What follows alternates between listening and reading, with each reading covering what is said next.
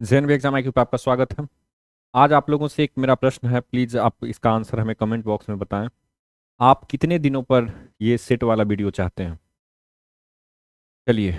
और इसके अलावा आप हमें कुछ सुझाव भी देना चाहते हैं तो कमेंट बॉक्स में बताएं। वीडियो को जरूर लाइक कर दिया करें आप लोग। साथ ही जो नए हैं वो चैनल को सब्सक्राइब कर ले, और दोस्तों में जरूर, अपने जो भी फ्रेंड सर्किल में जो भी बीपीएससी का प्रिपरेशन कर रहे हैं उन्हें जरूर भेज दें इस वीडियो को। चलिए, तो हमारा कुछ सिलेबस इस प्रकार से रहता है डिजाइंड। जिस प्रकार से पैटर्न है बीपीएससी का, सेम उसी पैटर्न पे आपको यहाँ पे क्वेश्चंस मिलेंगे। बस करंट अफेयर्स, बिहार का करंट अफेयर्स बहुत कम अभी दिया जा रहा है, क्योंकि एग्जाम के टाइम में ज़्यादा दिया जाएगा, क्योंकि बिहार का जो करंट अफेयर्स है उससे काफ़ी कम क्वेश्चंस आते हैं और ज़्यादातर क्वेश्चंस आर्थिक सर्वेक्षण से ही रहते हैं। तो मैं प्रयास करूंगा कि जो लास्ट में जब एग्जाम नज़दीक हो तब उस समय में मैं आपको Bihar current affair, specially current affairs में भी स्पेशली बिहार करंट अफेयर्स आपको अधिक से अधिक दूं उस टाइम में। ठीक है। तो अभी बाकी आपको जिस पैटर्न पे है उसी पैटर्न पे आपको क्वेश्चंस मिलेंगे।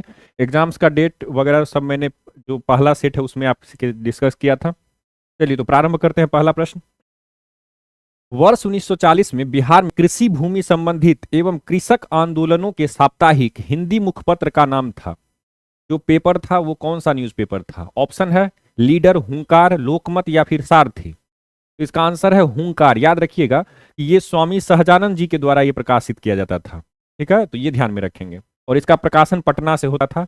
यहाँ पे आप देखेंगे, यहाँ पे आपको एक्सप्लेनेशंस मिलेंगे, तो वो आप पीडीएफ में भी आप देख पाएंगे। जेएनबी एग्जाम आईक्यू नाम का जो टेलीग्राम चैनल है मेरा, आप डिस्क्रिप्शन में जाएंगे तो आपको मिल जाएगा। वहाँ पे मैंने सभी पीडीएफ को दे दिया है, अभी तक जितने भी पीडीएफ जो भी सेट हुए हैं उन सारे सेट के। ठीक है, तो वो आप जाकर के डाउनलोड जरूर करेंगे। एग्जाम के टाइम में उसे जरूर एक बार रिवीजन करेंगे, हल्के में ना लेंगे, ये बात आप ध्यान में रखें। ठीक है, चलिए। और जब मैं क्वेश्चन और ऑप्शन पढ़ता हूं उस समय में एक ऑप्शन जरूर आप अपने दिमाग में सोचें, ताकि आपको ज्यादा समय तक वो चीज याद रहे। ठीक है, चलिए अगला प्रश्न देखते हैं। भोला पासवान शास्त्री जो बिहार के पूर्व मुख्यमंत्री थे, बिहार के किस जिले से संबंध थे? यानी कि वो कहां से आते थे? पूर्णिया, भागलपुर, पटना या फिर पश्चिम चंपारण। तो इसका आंसर है पूर्णिया। याद रखेंगे, भोला पासवान शास्त्री जी जो कि 3 बार मुख्यमंत्री रहे हैं, 3 बार। याद रखेंगे, इनका तीनों कार्यकाल मैंने यहाँ पे दिया है आपसे। ये कम ही चांस है पूछा जाने का, लेकिन ये जरूर आपसे पूछा जाएगा कि वो किस गांव के निवासी थे। तो वो थे बैरगाछी गांव, पूर्णिया जिले में। ठीक है, चलिए।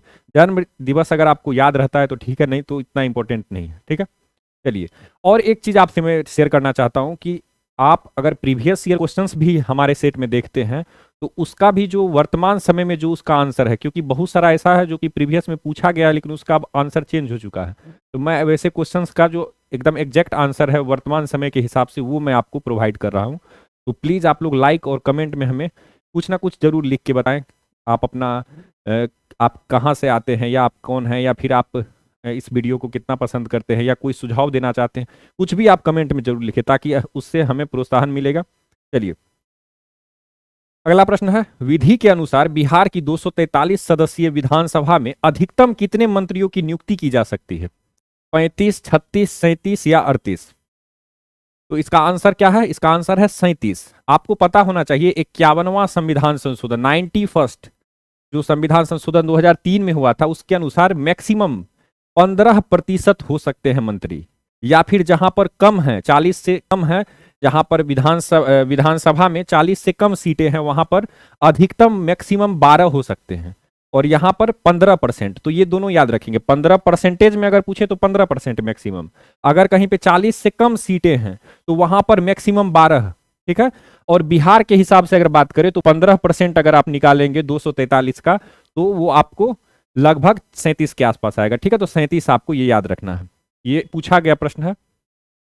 अगला है, जल मंदिर कहाँ स्थित है? गंगापुरी, तीर्थपुरी, पावापुरी या फिर जलपुरी?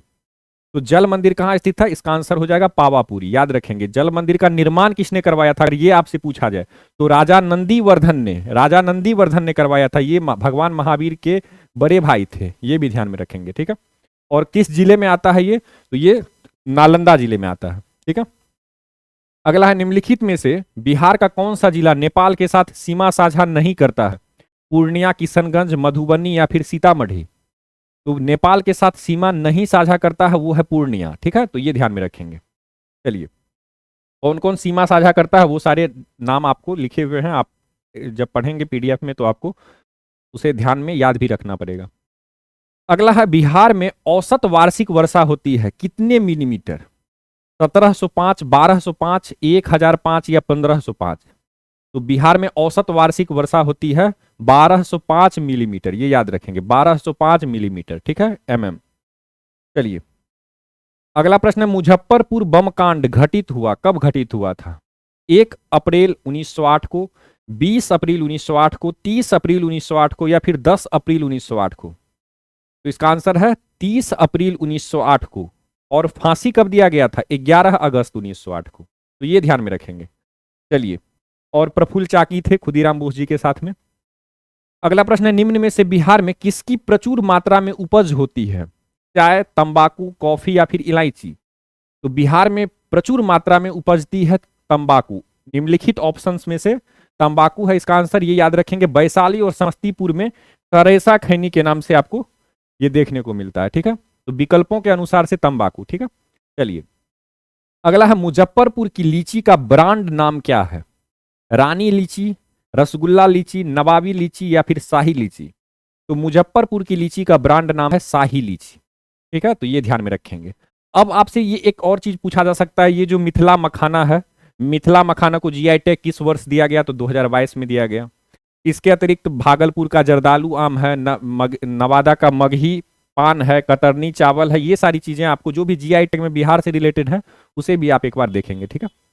चलिए अगला प्रश्न है, बिहार में कौन सा खनिज पाया जाता है? कार्टजाइट, अभ्रक, पायराइट, उपरोक्त सभी? तो बिहार में कौन सा खनिज पाया जाता है? तो इसका आंसर हो जाएगा उपरोक्त सभी। क्वार्जाइट कहां पाया जाता है? मुंगेर जिले में। पायराइट कहां पाया जाता है? अमझोर पहाड़ियां तथा मनकुह आदि में पाया जाता है। अभ्रक कहां पाया जाता है? तो ये बहुत सारे जिले हैं दक्षिण बिहार के, नवादा, गया, मुंगेर, जमुई, यहां पे पाया जाता है। तो उपरोक्त सभी, ठीक है। चलिए अगला प्रश्न, निम्न में से कौन सा बिहार की पश्चिमी सीमा पर स्थित है? नेपाल, उत्तर प्रदेश, पश्चिम बंगाल या फिर झारखंड? तो बिहार के पश्चिम में कौन सा स्टेट है? तो वो है उत्तर प्रदेश, ये याद रखेंगे। कौन सा है? उत्तर प्रदेश। चलिए उत्तर प्रदेश की सीमा टोटल 8 जिलों से लगती है। अब वो 8 जिलों के नाम है रोहतास, कैमूर, बक्सर, भोजपुर, सारण, सिवान, गोपालगंज तथा पश्चिमी चंपारण। बिहार की पूर्वी सीमा पर कौन सा है? तो पश्चिम बंगाल है। दक्षिणी सीमा पर अर्थात नीचे कौन सा है? तो वो झारखंड है। और उत्तरी सीमा ऊपर कौन सा है? तो नेपाल है। चलिए अगला है, बिहार के किस शहर में देश का पहला शिल्प कला संग्रहालय बनाया जा रहा है?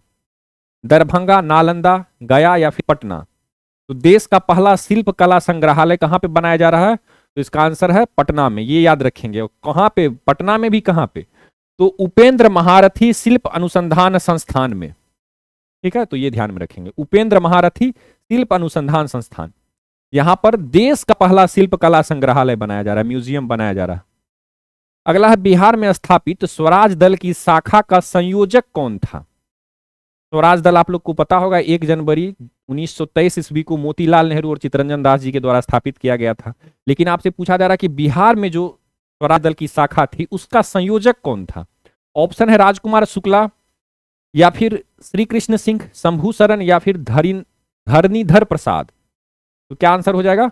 इसका आंसर हो जाएगा श्री कृष्ण सिंह, ठीक है। प्रथम अध्यक्ष अगर पूछा जाए कि बिहार में जो स्वराज दल स्थापित हुई थी उसके प्रथम अध्यक्ष कौन बने थे, तो वो थे नारायण प्रसाद, याद रखेंगे। कौन? नारायण प्रसाद। अगर संयोजक, शाखा संयोजक पूछा जाए तो श्री कृष्ण सिंह। और कब बिहार में कब स्थापित हुआ था? तो फरवरी 1923 में, ठीक है। तो ये ध्यान में रखेंगे। अगला है, बिहार नेशनल कॉलेज एवं उसके भवन बिहार विद्यापीठ नाम से जो है उनका उद्घाटन फरवरी 1921 में किसने किया था? बिहार नेशनल कॉलेज एवं, इसे हिंदी में अगर बात करें तो बिहार राष्ट्रीय महाविद्यालय एवं उसके भवन किस नाम से थे? तो बिहार विद्यापीठ के नाम से थे। और बिहार विद्यापीठ का उद्घाटन फरवरी 1921 में किसने किया था? ऑप्शन है डॉक्टर राजेंद्र प्रसाद, महात्मा गांधी, महादेव देसाई, चित्तरंजन दास। तो इसका आंसर हो जाएगा महात्मा गांधी, याद रखेंगे महात्मा गांधी। और बिहार नेशनल कॉलेज की स्थापना डॉक्टर राजेंद्र प्रसाद व मजरूल हक के द्वारा किया गया था जनवरी 1921 में। और इसी कॉलेज के परिसर में बिहार विद्यापीठ की स्थापना गांधी जी के व्यक्तिगत आर्थिक सहायता के द्वारा 6 फरवरी 1921 को इसका उद्घाटन भी किया गया था। तो ये भी याद रखेंगे। अगला है, 5 अक्टूबर 1926 को इनमें से किस नेता ने रांची के स्थानीय आर्य समाज भवन में खादी प्रदर्शनी का उद्घाटन किया था? 5 अक्टूबर 1926 को। ऑप्शन है राजेंद्र प्रसाद, टी.आर. दास, मोतीलाल नेहरू या फिर जवाहरलाल नेहरू।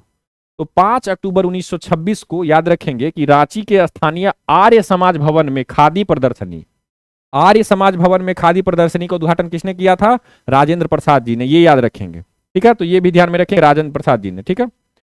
इसके अतिरिक्त आप याद रखेंगे कि यह असहयोग आंदोलन को निलंबित करने के बाद महात्मा गांधी जी के द्वारा जो शुरू किया गया था रचनात्मक कार्यक्रम, उसका हिस्सा था। गांधी जी का दो प्रकार से आंदोलन चलता था। एक तो था जो आप देखते हैं गांधी जी का सत्याग्रह टाइप से जो आंदोलन हुआ करता था, और एक था जब गांधी जी किसी आंदोलन में ना लगे होते थे तो वो रचनात्मक कार्य करते थे, कुछ नया क्रिएटिविटी जो कहा जाता है क्रिएटिव वर्क वो करते थे, जैसे छूआछूत को समाप्त करने के लिए, इसके अतिरिक्त साफ सफाई के लिए, इन सारी चीजों में वो लगे रहते थे। खादी को प्रमोट करने के लिए, क्योंकि खादी कहीं ना कहीं भारत के जो आम जनता है उनके द्वारा बनाए गए चरखे से ही तो भारत के लोगों को ही आर्थिक रूप से इससे फायदा मिलता था, तो खादी को बढ़ावा देना चाहते थे। तो ये सारी चीजें गांधी जी के रचनात्मक कार्यक्रम का हिस्सा था, ठीक है। तो इसी का एक हिस्सा था राजेंद्र प्रसाद जी के द्वारा जो खादी प्रदर्शनी का आयोजन किया गया था आर्य समाज भवन में। ये याद रखेंगे, कहां पे? तो रांची में। अगला है बिरसा आंदोलन का धार्मिक चरित्र। जो युवा बिरसा मुंडा है, इन पर इनमें से किसके प्रबल प्रभाव के कारण था? यानी कि जो बिरसा मुंडा जी, भगवान बिरसा मुंडा थे, उनके ऊपर जो उनका जो धार्मिक जो उनका भावना है उसको बढ़ाने में सबसे महत्वपूर्ण भूमिका किसने निभाया था? आनंद पनरे, जगमोहन सिंह, आनंद जोशी या फिर गांधी जी। तो बिरसा मुंडा जी को आनंद पनरे के द्वारा, ये याद रखेंगे, आनंद पनरे के द्वारा, आनंद पनरे स्वासी जाति का धार्मिक व्यक्ति था। इससे मिलकर बिरसा मुंडा वैष्णव धर्म के प्रारंभिक सिद्धांतों तथा रामायण व महाभारतों की कथाओं का श्रवण कर यानी कि सुनकर ज्ञान हासिल किया था, ठीक है। तो ये भी ध्यान में रखेंगे। अब बिरसा मुंडा जी जो थे उनकी जो पढ़ाई हुई थी वो क्रिश्चियन स्कूल में हुई थी, और इनके जो आप कह सकते हैं मित्र एक प्रकार से आनंद पनरे, ये गुरु नहीं थे, ठीक है। तो ये भी ध्यान में रखेंगे। लेकिन चूंकि इन्हें वो उस तरह से इन्हें एक तरह से शिक्षा दिए थे तो लोग उन्हें गुरु एक प्रकार से बोल देता है, तो वो भी ध्यान में रखेंगे। आनंद पनरे का नाम बहुत इंपॉर्टेंट है, ठीक है। अगला है सबसे कम लंबाई किलोमीटर में कौन सी नदी या उपनदी है? इनमें से बूढ़ी गंडक है सबसे कम, या फिर पुनपुन है, कोसी है, कमला है? तो इसका आंसर हो जाएगा पुनपुन। याद रखेंगे पुनपुन। बिहार राज्य से होकर बहने वाली उपरोक्त नदियों में सबसे छोटी नदी पुनपुन नदी है, लंबाई लगभग 200 किलोमीटर है। आपको याद रखना है कोसी की लंबाई कितनी है? तो 730 किलोमीटर, बूढ़ी गंडक 320 किलोमीटर और कमला नदी 328 किलोमीटर। तो सबसे छोटी पुनपुन 200 किलोमीटर। अगला है 1937 में प्रांतीय स्वायत्तता के अंतर्गत बिहार के प्रथम प्रधानमंत्री कौन थे? मोहम्मद यूनुस, अब्दुल उमर, श्री कृष्ण सिंह या राम सुंदर सिंह? तो जो प्रांतीय स्वायत्तता मिली थी 1937 में, उसके अंतर्गत बिहार के प्रथम प्रधानमंत्री जिसे मुख्यमंत्री भी कहा जाता है वो कौन थे? तो मोहम्मद यूनुस। ये याद रखें, मोहम्मद यूनुस, ठीक है। तो ये ध्यान में रखेंगे। ये किस पार्टी से संबंधित थे? तो मुस्लिम इंडिपेंडेंट पार्टी। याद रखेंगे, मुस्लिम इंडिपेंडेंट पार्टी से संबंधित। चलिए अगला है बिहार के निम्नलिखित कृषि जलवायु क्षेत्रों में से कौन सा सबसे अधिक मखाना का उत्पादन करता है? कौन सा एरिया में सबसे ज्यादा मखाना होता है? पश्चिम उत्तर वाला निक्षेपित मैदान, यानी कि जो पश्चिम चंपारण है एक प्रकार से अगर आप बोला जाए, या फिर पूर्वोत्तरीय जलोढ़ मैदान जो किशनगंज वाला जो पूरब और उत्तर उस तरफ का जो एरिया है, या फिर दक्षिण पश्चिम जलोढ़ मैदान, दक्षिण पश्चिम कहा जाए तो कैमूर हो गया उस तरफ वाला जो एरिया है, या फिर दक्षिण पूर्व मैदान जिस प्रकार से बांका जमुई है उस तरफ का एरिया के बारे में बात किया जा रहा है। तो किस एरिया में होगा? तो इसका आंसर हो जाएगा पूर्वोत्तरीय। किशनगंज से नीचे अगर आप देखेंगे तो पूर्णिया, कटिहार, दरभंगा, सहरसा, मधेपुरा, सुपौल, ये सारे जिले हैं। तो इसका आंसर क्या हो जाएगा? तो इसमें भी पूर्णिया, दरभंगा और मधुबनी, इसमें विशेष करके मखाना उत्पादित किया जाता है, और पूरे देश का यानी कि संपूर्ण भारत का लगभग 90% मखाना का उत्पादन बिहार में होता है, और बिहार राज्य शीर्ष स्थान पर है इस मामले में, ठीक है। अगला है पार्क या अभ्यारण्य और जनपद के निम्नलिखित में से कौन सा जोड़ा सही नहीं है? भीम बांध मुंगेर में है, कैमूर बक्सर में है, यानी कि कैमूर पार्क बक्सर में है, या फिर नागी डैम पार्क जमुई में है, या फिर राजगीर पार्क नालंदा में है? तो कौन सा जोड़ा सही नहीं है पार्क या अभ्यारण्य के लिए? तो इसका आंसर क्या हो जाएगा? कैमूर बक्सर में। तो कैमूर वाला जो है वो रोहतास जिले में है। रोहतास और बक्सर ये दोनों आप कह सकते हैं, सॉरी रोहतास और कैमूर आप दोनों कह सकते हैं, लेकिन मुख्य रूप से रोहतास जिले में आपको याद रखना है कैमूर अभ्यारण्य। 1979 ईस्वी में इसका स्थापना किया गया था। कैमूर अभ्यारण्य का 1800 किलोमीटर स्क्वायर एरिया में फैला हुआ है। तो कैमूर वन्य जीव अभ्यारण्य कहाँ पे है? तो रोहतास जिला। ठीक है, कैमूर का जंगल जो है वो याद रखेंगे, वो कैमूर में भी फैला हुआ है और रोहतास में भी फैला हुआ है। अगला है, बिहार में किस वर्ष बकास्त आंदोलन प्रारंभ हुआ? बकास्त आंदोलन 1936, 1926, 1938 या 1928? तो बिहार में किस वर्ष बकास्त आंदोलन प्रारंभ हुआ? तो 1936 में, ये याद रखेंगे 1936 में। कहीं कहीं पे आपको रहेगा 37 से लेकर के 39 या फिर 37 से लेकर के 40, तो आपको याद रखना है 36 में ही इस चीज की ये बात शुरू हो गई थी। 1936 से 39 के मध्य में अगर आप देखते हैं तो बिहार के खास करके उत्तर और मध्य बिहार में जमींदारों के प्रति जो गुस्सा थी वो बढ़ती जा रही थी। जो किसान थे वो अपने आप को शोषित महसूस कर रहे थे, और उस दरमियान अगर आप देखते हैं तो स्वामी सहजानंद जी का मुख्य रूप से उस समय में आप देखेंगे तो स्वामी सहजानंद जी का काफी इंपॉर्टेंट रोल रहा था। तो बकास्त भूमि क्या होती है? बकास्त भूमि तो वैसी भूमि जैसे आप रैयत कहते हैं ऐसे किसान को जो किसी जमीन पर खेती करता है, और अगर उसे उस जमीन से हटा करके उस जमीन को दे दिया जाता है जमींदारों को, तो वो बकास्त भूमि कहलाती है। ठीक है, तो ये ध्यान में रखेंगे। ठीक है, तो ये याद रखेंगे, इसे बकास्त संघर्ष कहा गया है। चलिए, बकास्त भूमि की वापसी के लिए यहां पे आपको लिखा हुआ भी है, जमींदारों से बकास्त भूमि के रूप में परिवर्तित अपनी रैयती भूमि वापस लेने का ये एक प्रकार से प्रयास था। अब यहीं पर अगर आप देखते हैं तो भूमि सुधार की बात करने की जाने लगी थी। 1937 में कांग्रेस का जो अधिवेशन हुआ था, और साथ ही साथ कांग्रेस कार्यकारिणी कमेटी की जो मीटिंग हुई थी उसमें यह प्रस्ताव था कि अगर कांग्रेस विजय होती है बिहार में तो यहाँ पर भूमि सुधार कानून लाएगी, और विजय भी होती है लेकिन उस प्रकार का जो एक स्ट्रॉन्ग कानून होना चाहिए वो नहीं बन पाता है, जिससे क्षुब्ध होकर के स्वामी सहजानंद जी का मोह भंग हो जाता है कांग्रेस पर से। आगे फिर आते हैं, बिहार के किस नगर को मीर कासिम ने मुर्शिदाबाद के स्थान पर राजधानी बनाया था? पटना, सासाराम, दरभंगा या मुंगेर? तो वो कौन सा स्थान है? तो वो है मुंगेर। मुर्शिदाबाद के स्थान पर मुंगेर को राजधानी क्यों बनाया गया था? अंग्रेजों के हस्तक्षेप से बचने के लिए। ये याद रखेंगे। तो 1760 में बंगाल का नवाब कब बने थे? मीर कासिम 1760 में। और अंग्रेजों के हस्तक्षेप से बचने के लिए उन्होंने क्या किया? मुर्शिदाबाद से स्थानांतरित कर दिया मुंगेर को राजधानी। चलिए, अगला है, बिहार में सबसे शिक्षित जिला 2011 की जनगणना के अनुसार है मुंगेर, रोहतास, पटना या फिर भोजपुर? तो बिहार का सबसे शिक्षित जिला है रोहतास, याद रखेंगे। 2011 की जनगणना के अनुसार से रोहतास का परसेंटेज याद रखना है 73.37 अर्थात 37%।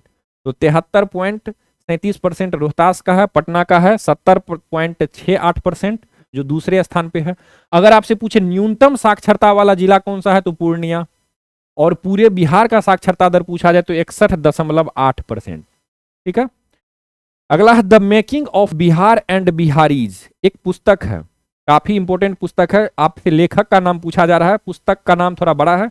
The making of Bihar and Biharis, colonialism, politic and culture in modern India. 1870 से लेकर के 1912 के मध्य का जो बिहार का जो उपनिवेशवाद था, जो राजनीति थी, जो यहाँ की संस्कृति थी इस आधुनिक भारत में, तो 1870 से 1912 ये पुस्तक का नाम है। आपसे पूछा जा रहा है कि इसके लेखक कौन थे, कौन है? अरविंद एन दास, नरेंद्र झा, के दत्त, विनीता दानोदरन।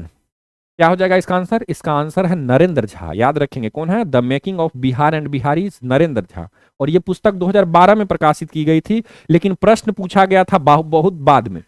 तो ये चूंकि बिहार के हिस्ट्री से रिलेटेड है तो काफी इंपॉर्टेंट हो जाता है। नाम याद रखेंगे नरेंद्र झा, ये याद रखेंगे। ठीक है, अगला है, बिहार के निम्नलिखित जनपद समूहों में से कौन सा सर्वाधिक खनिज समृद्ध है? भागलपुर, मुंगेर, लखीसराय, जमुई, भागलपुर, कटिहार, पूर्णिया, मधेपुरा, रोहतास, बक्सर, भोजपुर, औरंगाबाद, नालंदा, पटना, जहानाबाद, अरवल। तो कौन सा ये समूह जिलों का, जनपद मतलब जिले, तो जिलों का समूह में कौन सा है जिसमें सबसे ज्यादा खनिज है? तो इसका क्या आंसर हो जाएगा? इसका आंसर है भागलपुर, मुंगेर, लखीसराय और जमुई। ये कौन सा है ये एरिया? ये आप देखेंगे तो पूरब वाला हिस्सा है। ये सारे जिले बिहार के पूर्व में स्थित है, तो ये याद रखेंगे। जमुई तो एकदम दक्षिण पूर्व में आ जाएगा। इसके अतिरिक्त जमुई के ऊपर अगर आप देखेंगे तो वहां पर आपको मुंगेर, भागलपुर और लखीसराय वहीं दिख जाएंगे। ठीक है। अगला है दिल्ली में पहला मदरसा किसने स्थापित किया? मदरसा जहां पे पढ़ाई होती है, ये याद रखेंगे, स्कूल कह सकते हैं। तो दिल्ली में पहला मदरसा किसने स्थापित किया था? ऑप्शन है इल्तुतमिश, फिरोज शाह तुगलक, बहलोल लोदी या जलालुद्दीन खिलजी। तो दिल्ली में पहला मदरसा स्थापित किया था इल्तुतमिश ने, ये याद रखेंगे। इनके पुत्र थे, इनके पुत्र का नाम था नासिरुद्दीन महमूद। उनकी मृत्यु हो जाती है तो उनके याद में, उन्हीं के याद में मदरसा ए नसीरिया, नाम भी इंपॉर्टेंट है, मदरसा ए नासिरिया। डायरेक्ट पूछा जाएगा मदरसा ए नासिरिया किसने बनवाया था? तो इल्तुतमिश ने। यही था दिल्ली में पहला मदरसा। अगला है गीत गोविंद का रचयिता कौन थे? विद्यापति, चंडीदास, जयदेव या फिर चैतन्य? तो गीत गोविंद के रचयिता थे जयदेव, ये याद रखेंगे। और ये इंपॉर्टेंट क्वेश्चन क्यों हो जाता है? क्योंकि ये भुवनेश्वर यानी कि उड़ीसा में इनका जन्म स्थान है। ठीक है। और इनका जो जितना भी इनका जो भी इनका रहा है, रचनाएं रही है, उनमें इंपॉर्टेंट क्या है? भगवान श्री कृष्ण।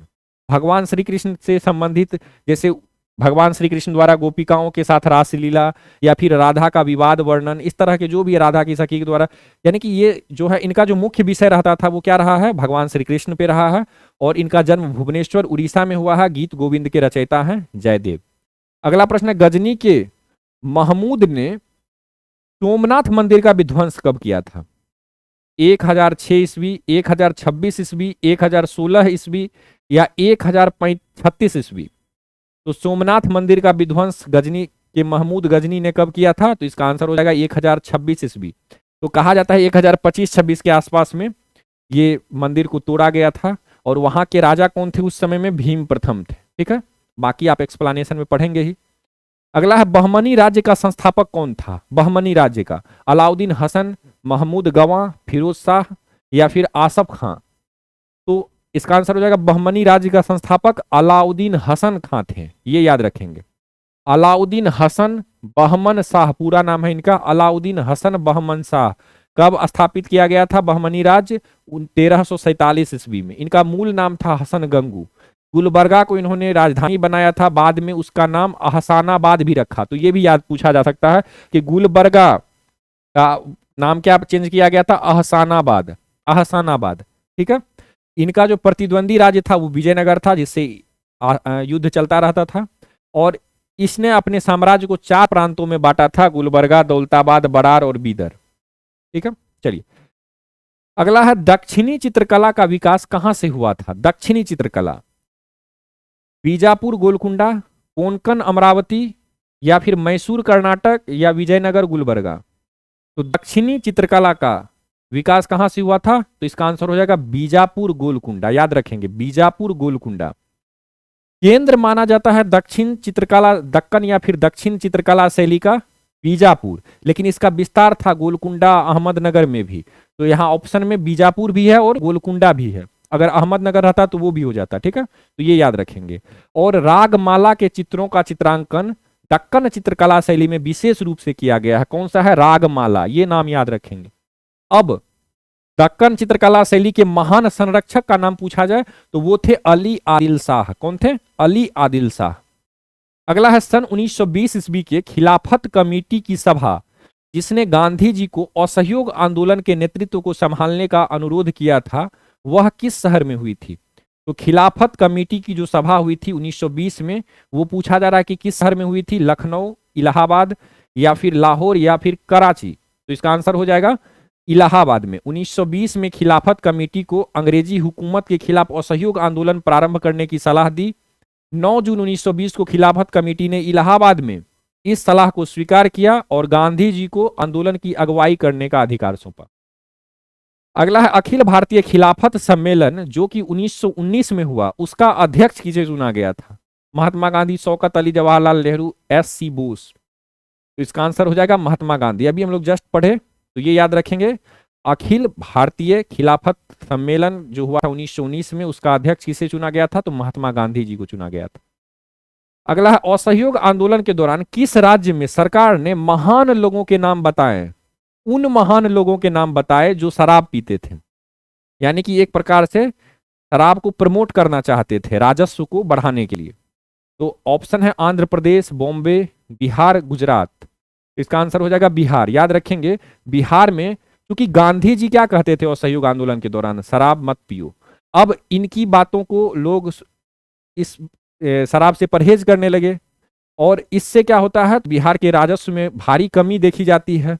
तो असहयोग आंदोलन के दौरान बिहार में जो सरकार थी, उन्होंने महान लोगों के नाम बताए जो शराब पीते थे, जैसे मूसा का नाम बताए, ठीक है, ये याद रखेंगे, सिकंदर का नाम बताए, नेपोलियन का, शेक्सपियर का, गोल्डस्टोन का, इन सब का नाम बताया कि वे भी शराब पीते थे, तो आपको भी पीना चाहिए, बड़े बड़े लोगों की शौक है, ठीक है। चलिए अगला है, असहयोग आंदोलन के दौरान किसने पटना कॉलेज छोड़ा जबकि उसकी परीक्षा के केवल 20 दिन ही बचे थे? राजेंद्र प्रसाद, जयप्रकाश नारायण, ब्रज किशोर या फिर श्री कृष्ण सिन्हा। तो मात्र 20 दिन बचे थे एग्जाम के, लेकिन वो पटना कॉलेज छोड़ देते हैं असहयोग आंदोलन के दौरान, क्योंकि गांधी जी कहते हैं कि आप सरकारी जो समारोह है, सरकारी जो स्कूल्स हैं, उन सबको आप त्याग दें। तो उससे प्रभावित होकर ये भी छोड़ देते हैं। ऑप्शन है राजेंद्र प्रसाद, जयप्रकाश नारायण, ब्रज किशोर, श्री कृष्ण सिन्हा। क्या होगा आंसर? जयप्रकाश नारायण। ये याद रखेंगे, जयप्रकाश नारायण जी का नाम इंपॉर्टेंट है। अब असहयोग आंदोलन में इनका नाम देखने को आ रहा है। मात्र 20 दिन ये एग्जाम को बचे थे, छोड़ देते हैं, लेकिन इनका जो सबसे इंपॉर्टेंट रोल है वो है भारत छोड़ो आंदोलन के दौरान आजाद दस्ता बनाने में। अगला है, महात्मा गांधी ने खिलाफत आंदोलन का समर्थन क्यों किया था? खिलाफत ने क्रांतिकारियों को शरण दी थी इसीलिए, या फिर खलीफा ने क्रांतिकारियों को शरण दी थी, या फिर खलीफा ने भारत के स्वतंत्रता आंदोलन का समर्थन किया था, या खलीफा गांधी जी के अच्छे मित्र थे, या फिर गांधी जी ने अंग्रेजों के खिलाफ अपने आंदोलन में भारतीय मुसलमानों का सहयोग प्राप्त करना चाहा था? तो इसका क्या आंसर हो जाएगा? इसका आंसर हो जाएगा गांधी जी ने अंग्रेजों के खिलाफ अपने आंदोलन में भारतीय मुसलमान का सहयोग प्राप्त करना चाहा था। ऐसा क्यों हुआ? 1857 में हिंदू मुस्लिम साथ मिलकर के अंग्रेजों से लड़ाई किए, लेकिन अंग्रेजों की जो नीति थी वो एक प्रकार से मुसलमानों को खुश करने की और हिंदू मुस्लिम को लड़ाने की थी, ठीक है। तो बांटो और राज्य करो की नीति अंग्रेजों ने अपनाई थी। इसके तहत 1909 में हम लोग क्या देखते हैं, 1909 में एक अलग ही तरह का नियम लाया गया था कि निर्वाचन पद्धति अलग कर दी गई थी। अब चुनाव में मुसलमानों के लिए अलग नेता होंगे जिससे केवल मुसलमान वोट देंगे, इस प्रकार की प्रणाली प्रारंभ कर दी गई। सांप्रदायिक पंचाट लागू कर दिया गया। इस प्रकार से देखते हैं तो आप बाद में सांप्रदायिक पंचाट भी लागू किया गया RMJ मैकडोनाल्ड के द्वारा। तो ये सारी चीजें थी बांटो तोड़ो की। तो गांधी जी समझ रहे थे कि वर्तमान समय में हिंदू और मुस्लिम अगर साथ आते हैं तो अंग्रेजों को कड़ा चुनौती दिया जा सकता है।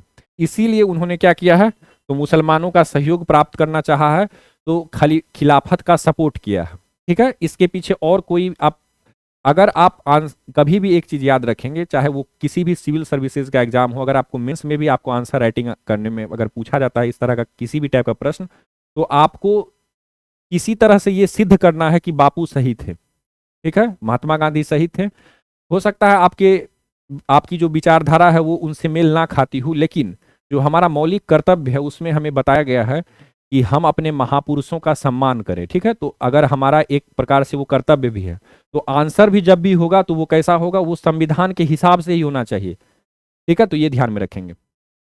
अगला है, अगस्त 1932 के RMJ मैकडोनाल्ड के सांप्रदायिक पंचाट के द्वारा पहली बार एक पृथक निर्वाचक समूह बनाया गया। किसके लिए बनाया गया था पृथक निर्वाचक समूह? प्रश्न भी आ गया।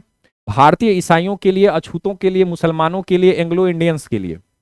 तो इसका आंसर हो जाएगा अछूतों के लिए, ठीक है।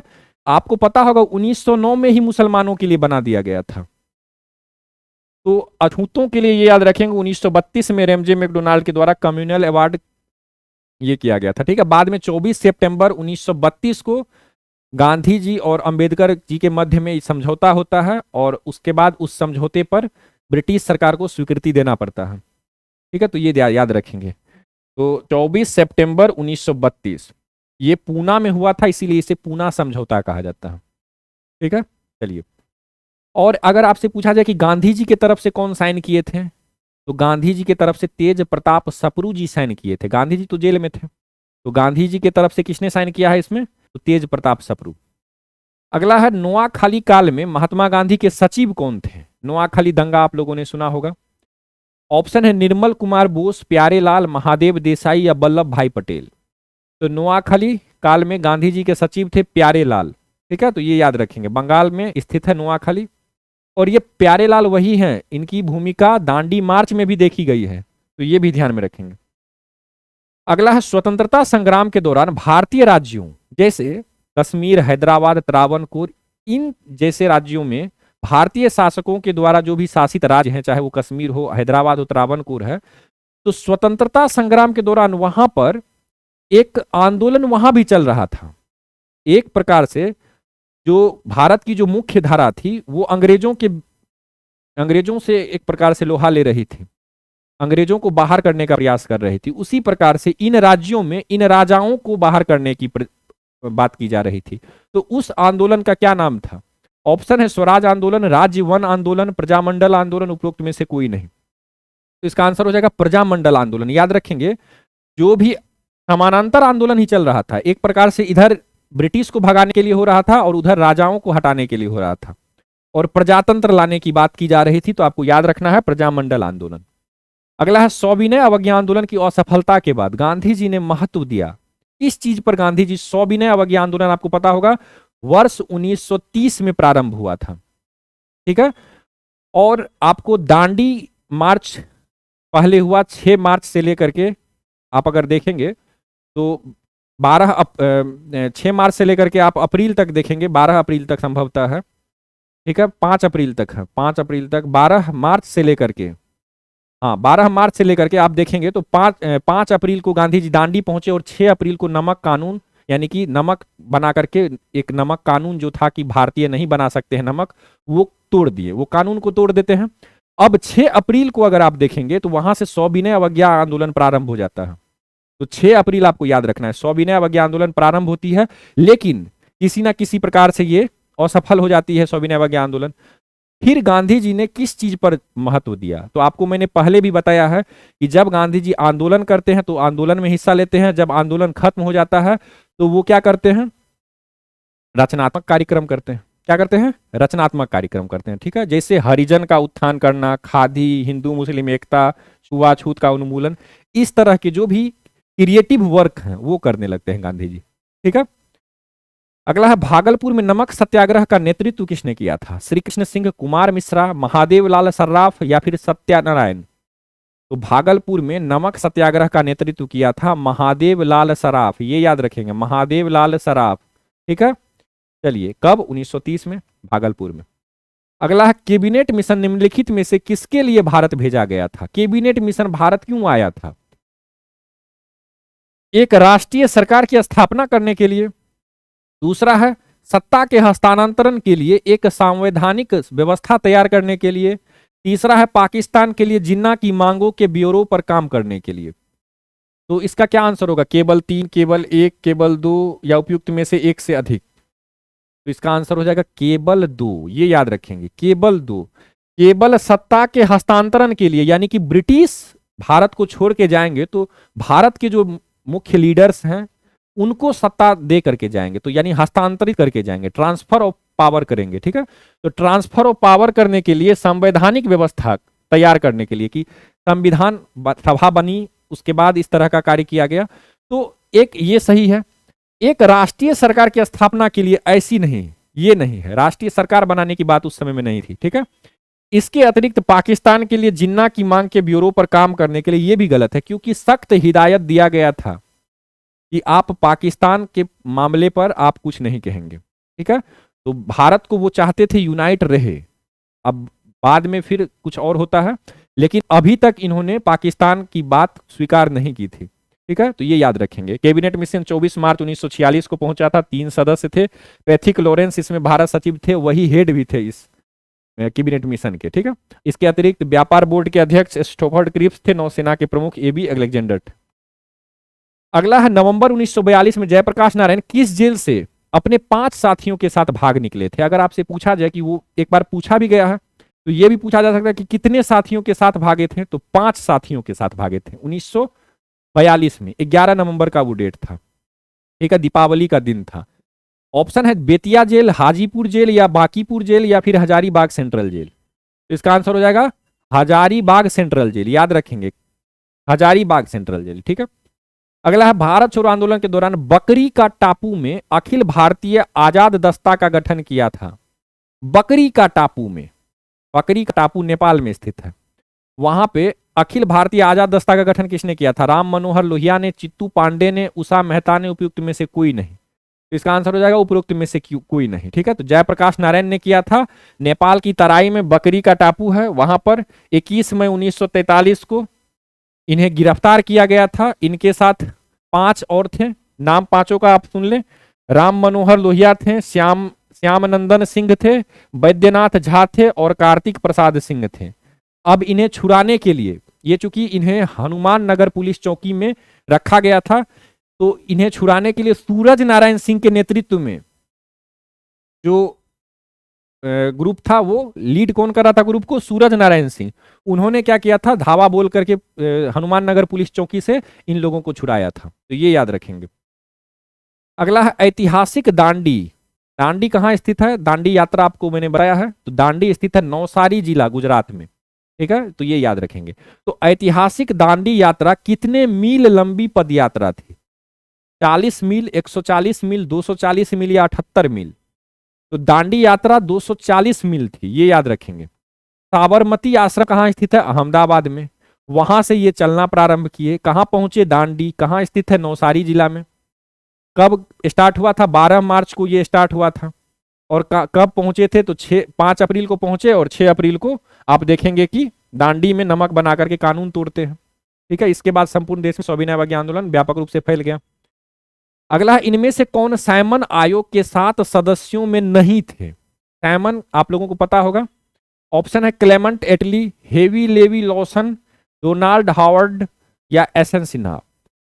तो साइमन आयोग के 7 सदस्यों में से कौन नहीं थे? आप आराम से बता सकते हैं, क्योंकि 7 के 7 सदस्य कौन थे? गोरे थे। और यहाँ एसएन सिन्हा जी का नाम लिखा है, तो ये क्या हो जाएगा? यही नहीं थे, ठीक है। बाकी थे। और कौन कौन थे? नाम याद रखेंगे। इसमें सबसे इंपॉर्टेंट है क्लेमेंट एटली। यही लेबर पार्टी के आगे चल करके देखेंगे कि स्वतंत्रता देने में इनकी महत्वपूर्ण भूमिका रही थी, क्लेमेंट एटली। और ये उस समय में प्रधानमंत्री बने थे, ठीक है। तो ये याद रखेंगे। तो सर जॉन सैमन थे, क्लेमेंट एटली थे, हेरी लेवी लॉसन थे, एडवर्ड केडोनगन थे, वारनोन हार्टसोर्न थे, जॉर्ज लेन फॉक्स थे, डोनाल्ड हॉवर्ड थे, ठीक है। तो ये 7 का आप नाम 1-2 बार अगर पढ़ेंगे तो आपको याद हो जाएगा। चलिए, अगला है निम्नलिखित में से कौन सा गोलमेज सम्मेलन 1932 में हुआ था? पहला, दूसरा, तीसरा, चौथा? तो 1932 में जो हुआ था वो तीसरा गोलमेज सम्मेलन था, ये याद रखेंगे। पहला गोलमेज सम्मेलन 1930 में प्रारंभ हुआ था, 12 नवंबर 1930 से 19 जनवरी 1931 तक। दूसरा गोलमेज सम्मेलन 7 सितंबर 1931 से 1 दिसंबर 1931 तक चला था। और तीसरा गोलमेज सम्मेलन 17 नवंबर 1932 से 24 दिसंबर 1932 तक चला था। एटलीस्ट आपको ईयर याद होना चाहिए, किस वर्ष में हुआ था, ठीक है। चलिए, अब ये गोलमेज सम्मेलन हुआ क्यों था? तो साइमन आयोग, आपको मैंने अभी जस्ट बताया है कि 7 सदस्यीय साइमन कमेटी, साइमन आयोग का गठन किया गया था। वो भारत आए थे और 1919 में जो एक्ट पारित किया गया था, मॉन्टेग्यू चेक्सफोर्ड सुधार जो किया गया था, उसके तहत वो देखना चाहते थे कि भारत में जो चल रहा है शासन व्यवस्था, उसमें और क्या सुधार किया जा सकता है। इस पर सुझाव देने के लिए ये साइमन आयोग की रिपोर्ट पर विचार करने के लिए वहां पर लंदन में मीटिंग बुलाई जाती है। 3 बार मीटिंग होती है, राउंड टेबल पे होती है, ताकि सबको बराबरी का एक तरह से भाव सबको मिले। और इस प्रकार से तीनों गोलमेज सम्मेलन। चलिए, अगला है 1929 में खुदाई खिदमतगार को किसने संगठित किया? खुदाई खिदमतगार, अबुल कलाम आजाद, अली बंधु, अंसारी बंधु, अब्दुल गफ्फार खां। तो खुदाई खिदमतगार की स्थापना 1929 में किसने की है? अब्दुल गफ्फार खां, ये याद रखेंगे। वर्ष 1929। इसे ही लाल कुर्ती संगठन भी कहा जाता है, लाल कुर्ती संगठन, ठीक है। खान अब्दुल गफ्फार खान, इसे सीमांत गांधी भी कहा जाता है, सीमांत गांधी, खान अब्दुल गफ्फार खान। खुदाई खिदमतगार, लाल कुर्ती, 1929, याद रखेंगे। अगला है बच्चा खान के नाम से कौन जाने जाते हैं? बच्चा खान, ठीक है, M.A. जिन्ना, अबुल कलाम आजाद, शौकत अली या अब्दुल गफ्फार खां। तो याद रखेंगे कि बच्चा खां के नाम से सीमांत गांधी, खान अब्दुल गफ्फार खान ही जाने जाते हैं। ये पश्तून आप लोगों को पता होगा, नॉर्थ, आप अगर देखेंगे तो आपको वो इलाका नजर आएगा, अफगानिस्तान और पाकिस्तान का जो उत्तरी सीमा है। भारत में आप देखेंगे लद्दाख के पास जो सीमा है, उस एरिया में आपको पश्तून कबीले के लोग मिलेंगे। ठीक है, तो उन्हीं कबीले में ये थे खान अब्दुल गफ्फार खान।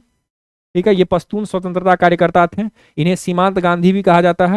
और ये चूंकि गांधी जी के एकदम फोटो कॉपी टाइप से थे, इसीलिए इन्हें गांधी कहा गया। लेकिन ये चूंकि सीमा पे रहते थे, जो ब्रिटिश भारत था उसमें एक प्रकार से वो एक तरह से बाउंड्री ही था, अफगानिस्तान उसके बाद प्रारंभ हो जाता था, तो वो बाउंड्री यानी कि सीमा के अंत पे थे, इसीलिए इसे सीमांत गांधी बोला गया। ठीक है, ये याद रखेंगे।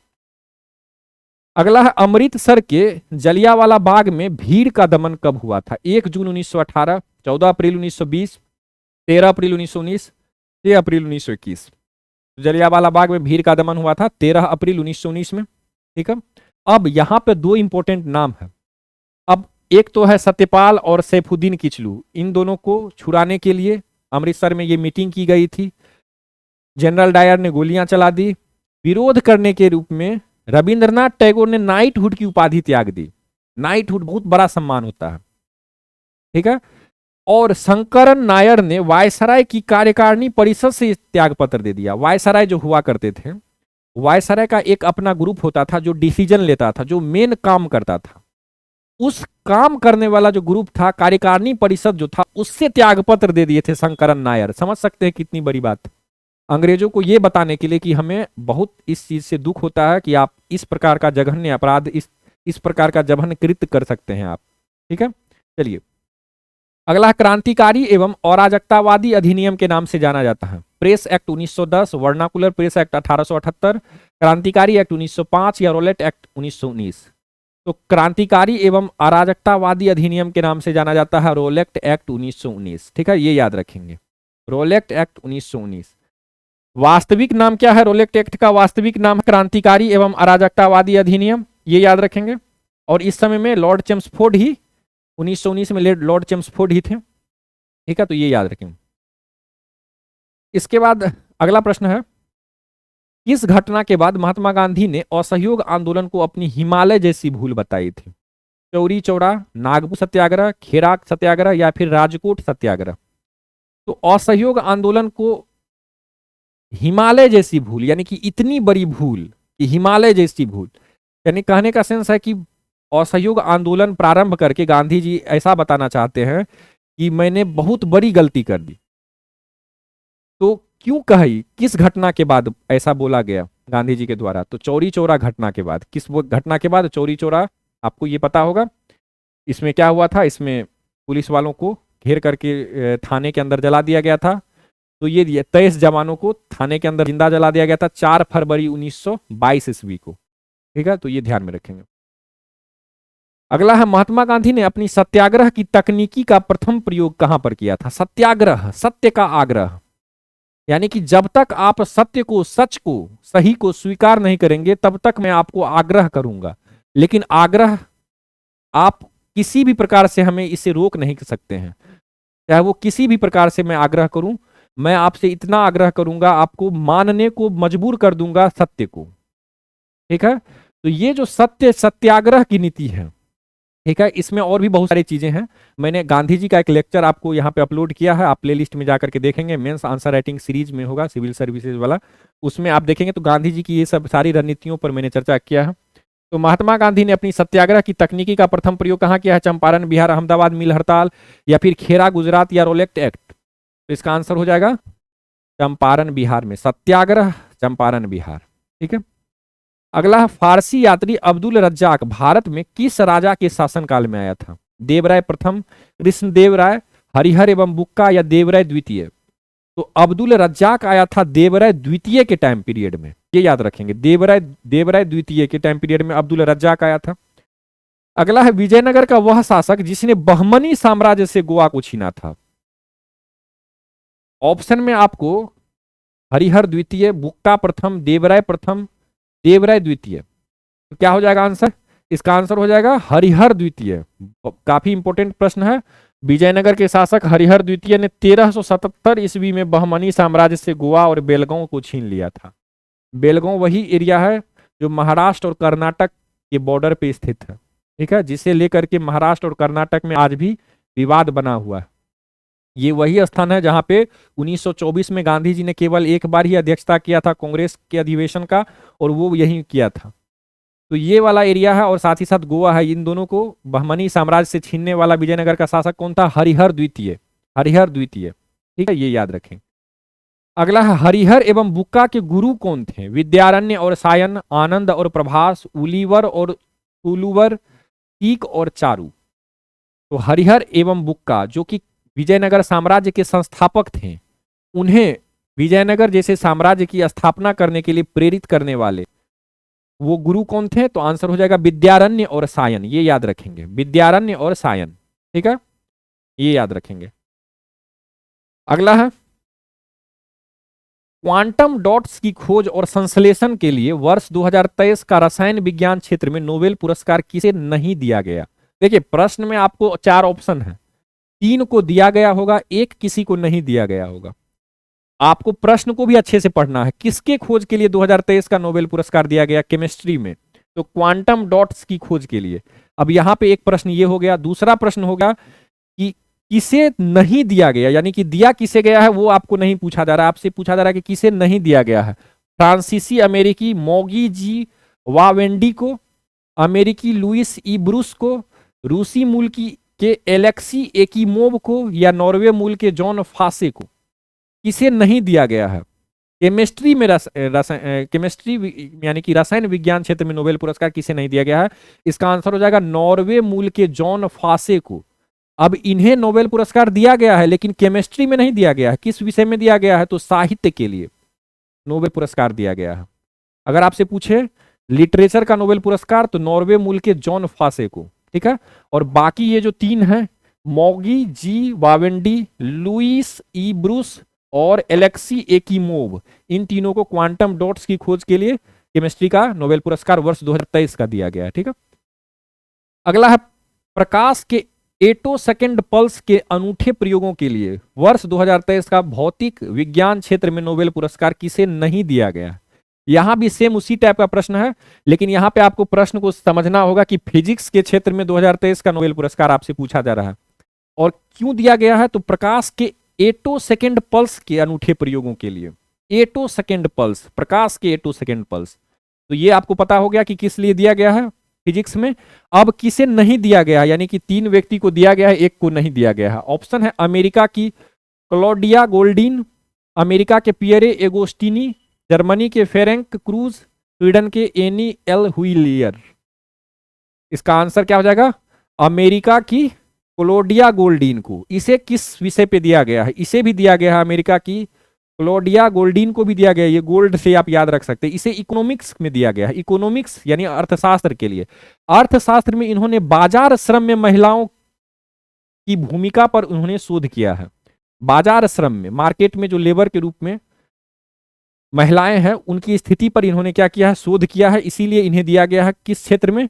इन्हें दिया गया है इकोनॉमिक्स के क्षेत्र में, ठीक है। लेकिन आपसे प्रश्न में पूछा गया है प्रकाश के एटो सेकेंड पल्स के अनूठे प्रयोगों के लिए जो दिया गया है वो अमेरिका के पियरे एगोस्टिनी को दिया गया है, जर्मनी के फेरेंक क्रूज को दिया गया है, स्वीडन की एनी एल हुइलर को दिया गया, ठीक है। तो ये ध्यान में रखें, तीनों नाम इंपोर्टेंट है, ठीक है, चारों नाम इंपोर्टेंट है, क्योंकि यहां भी आपको इकोनॉमिक्स के क्षेत्र में किसे दिया गया है? तो क्लॉडिया गोल्डिन को।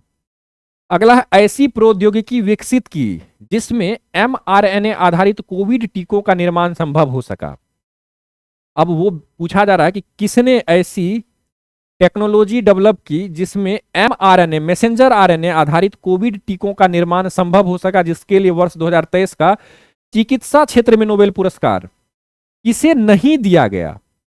अब 3 व्यक्ति हैं जो कि जिसे दिया गया है, अब 1 व्यक्ति है जिसे नहीं दिया गया है। ऑप्शन है हंगरी मूल की अमेरिकी प्रोफेसर कातलीन कारिको, अमेरिका के प्रोफेसर ड्रू वाइजमैन, ईरान की नरगिस मोहम्मदी, या फिर इनमें से सभी को दिया गया है। यानी कि इनमें से सभी को नहीं दिया गया है। क्या हो जाएगा इसका आंसर? इसका आंसर हो जाएगा इनमें से सभी नहीं होगा, इसमें होगा ईरान की नरगिस मोहम्मदी को नहीं दिया गया है। इन दोनों को तो दिया ही गया है, अगर इन दोनों को दिया गया है तो इनमें से सभी गलत हो जाएगा। इसका आंसर हो जाएगा ईरान की नरगिस मोहम्मदी। इसे किस लिए दिया गया है? तो इसे शांति का नोबेल पुरस्कार दिया गया है। 2023 में शांति का नोबेल पुरस्कार ईरान की नरगिस मोहम्मदी को दिया गया। इन्होंने क्या किया है? तो ईरान में महिलाओं की उत्पीड़न, साथ ही साथ मानवाधिकार, स्वतंत्रता आदि को बढ़ावा देने के लिए कार्य किया है। तो नरगिस मोहम्मदी को दिया गया कि इस क्षेत्र में शांति का नोबेल पुरस्कार 2023 के लिए। ठीक है। और मैसेंजर आरएनए आधारित कोविड टीकों के निर्माण के लिए जो टेक्नोलॉजी डेवलप हुई है उसके लिए किसे किसे दिया गया है? तो दो व्यक्ति हैं मेडिकल क्षेत्र में, आप याद रखेंगे, हंगरी मूल की अमेरिकी प्रोफेसर है, नाम है कातलीन कारिको। कातलीन कारिको याद रखना है, और अमेरिका के प्रोफेसर ड्रू वाइजमैन याद रखना है। ठीक है, तो ये याद रखेंगे।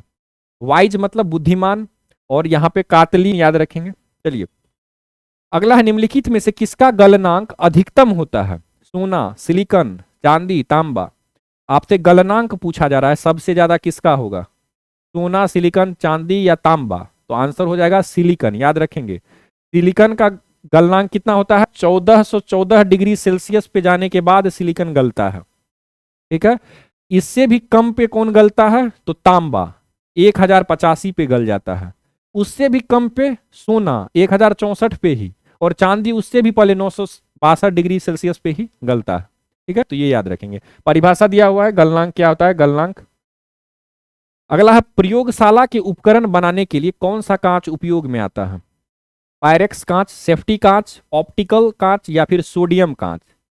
आप देखते होंगे लेबोरेटरी में बहुत सारे कांच से बने हुए बर्तन होते हैं, तो उन्हें बनाने के लिए किस कांच का प्रयोग किया जाता है? तो आंसर है पायरेक्स कांच का। इस कांच को एक और नाम से जाना जाता है बोरोसिलिकेट कांच। याद रखेंगे, बोरोसिलिकेट कांच या फिर पायरेक्स कांच एक ही बात है। क्यों? क्योंकि ये बनता है सोडियम और एल्युमिनियम बोरोसिलिकेट से, तो इसे बोरोसिलिकेट कांच भी कह सकते हैं। अगला है, निम्नलिखित में से सर्वाधिक प्रत्यास्थ क्या है? रबर, स्टील, प्लास्टिक या गीली चिकनी मिट्टी? तो सर्वाधिक प्रत्यास्थ क्या है? तो आंसर हो जाएगा स्टील। ठीक है, तो ये ध्यान में रखेंगे। तो दिए गए विकल्पों में सर्वाधिक प्रत्यास्थ स्टील है।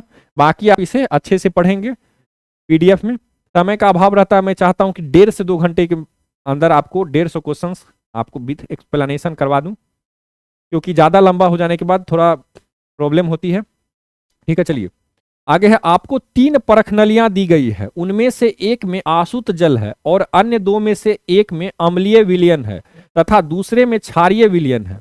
इनमें से किसमें लाल लिटमस नीला हो जाएगा? आसुत जल में, अम्ल में, क्षार में, उपरोक्त में से कोई नहीं। तो लाल को नीला कर देगा कौन सा? तो वो करेगा क्षार। याद रखेंगे कौन सा? बेस। ठीक है, तो ये याद रखेंगे, बेस लाल को नीला करेगा और नीला को लाल कौन करेगा? एसिड। ठीक है। अगला है, एसिटिक अम्ल की गंध किसके समान होती है? एसिटिक अम्ल, सिरका, टमाटर, मिट्टी का तेल, उपरोक्त में से कोई नहीं। तो एसिटिक अम्ल की गंध किसके समान होगी?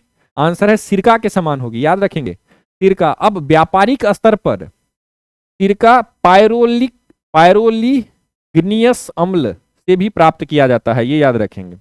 एसिटिक अम्ल पायरोलिग्नियस अम्ल से भी प्राप्त किया जाता है व्यापारिक स्तर पर, अगर व्यापार करने के लिए बड़े स्तर पे चाहिए। ठीक है, तो ये याद रखेंगे। अगला है, वे पदार्थ जो जल में हाइड्रोक्सिलिक आयन देते हैं कहलाते हैं?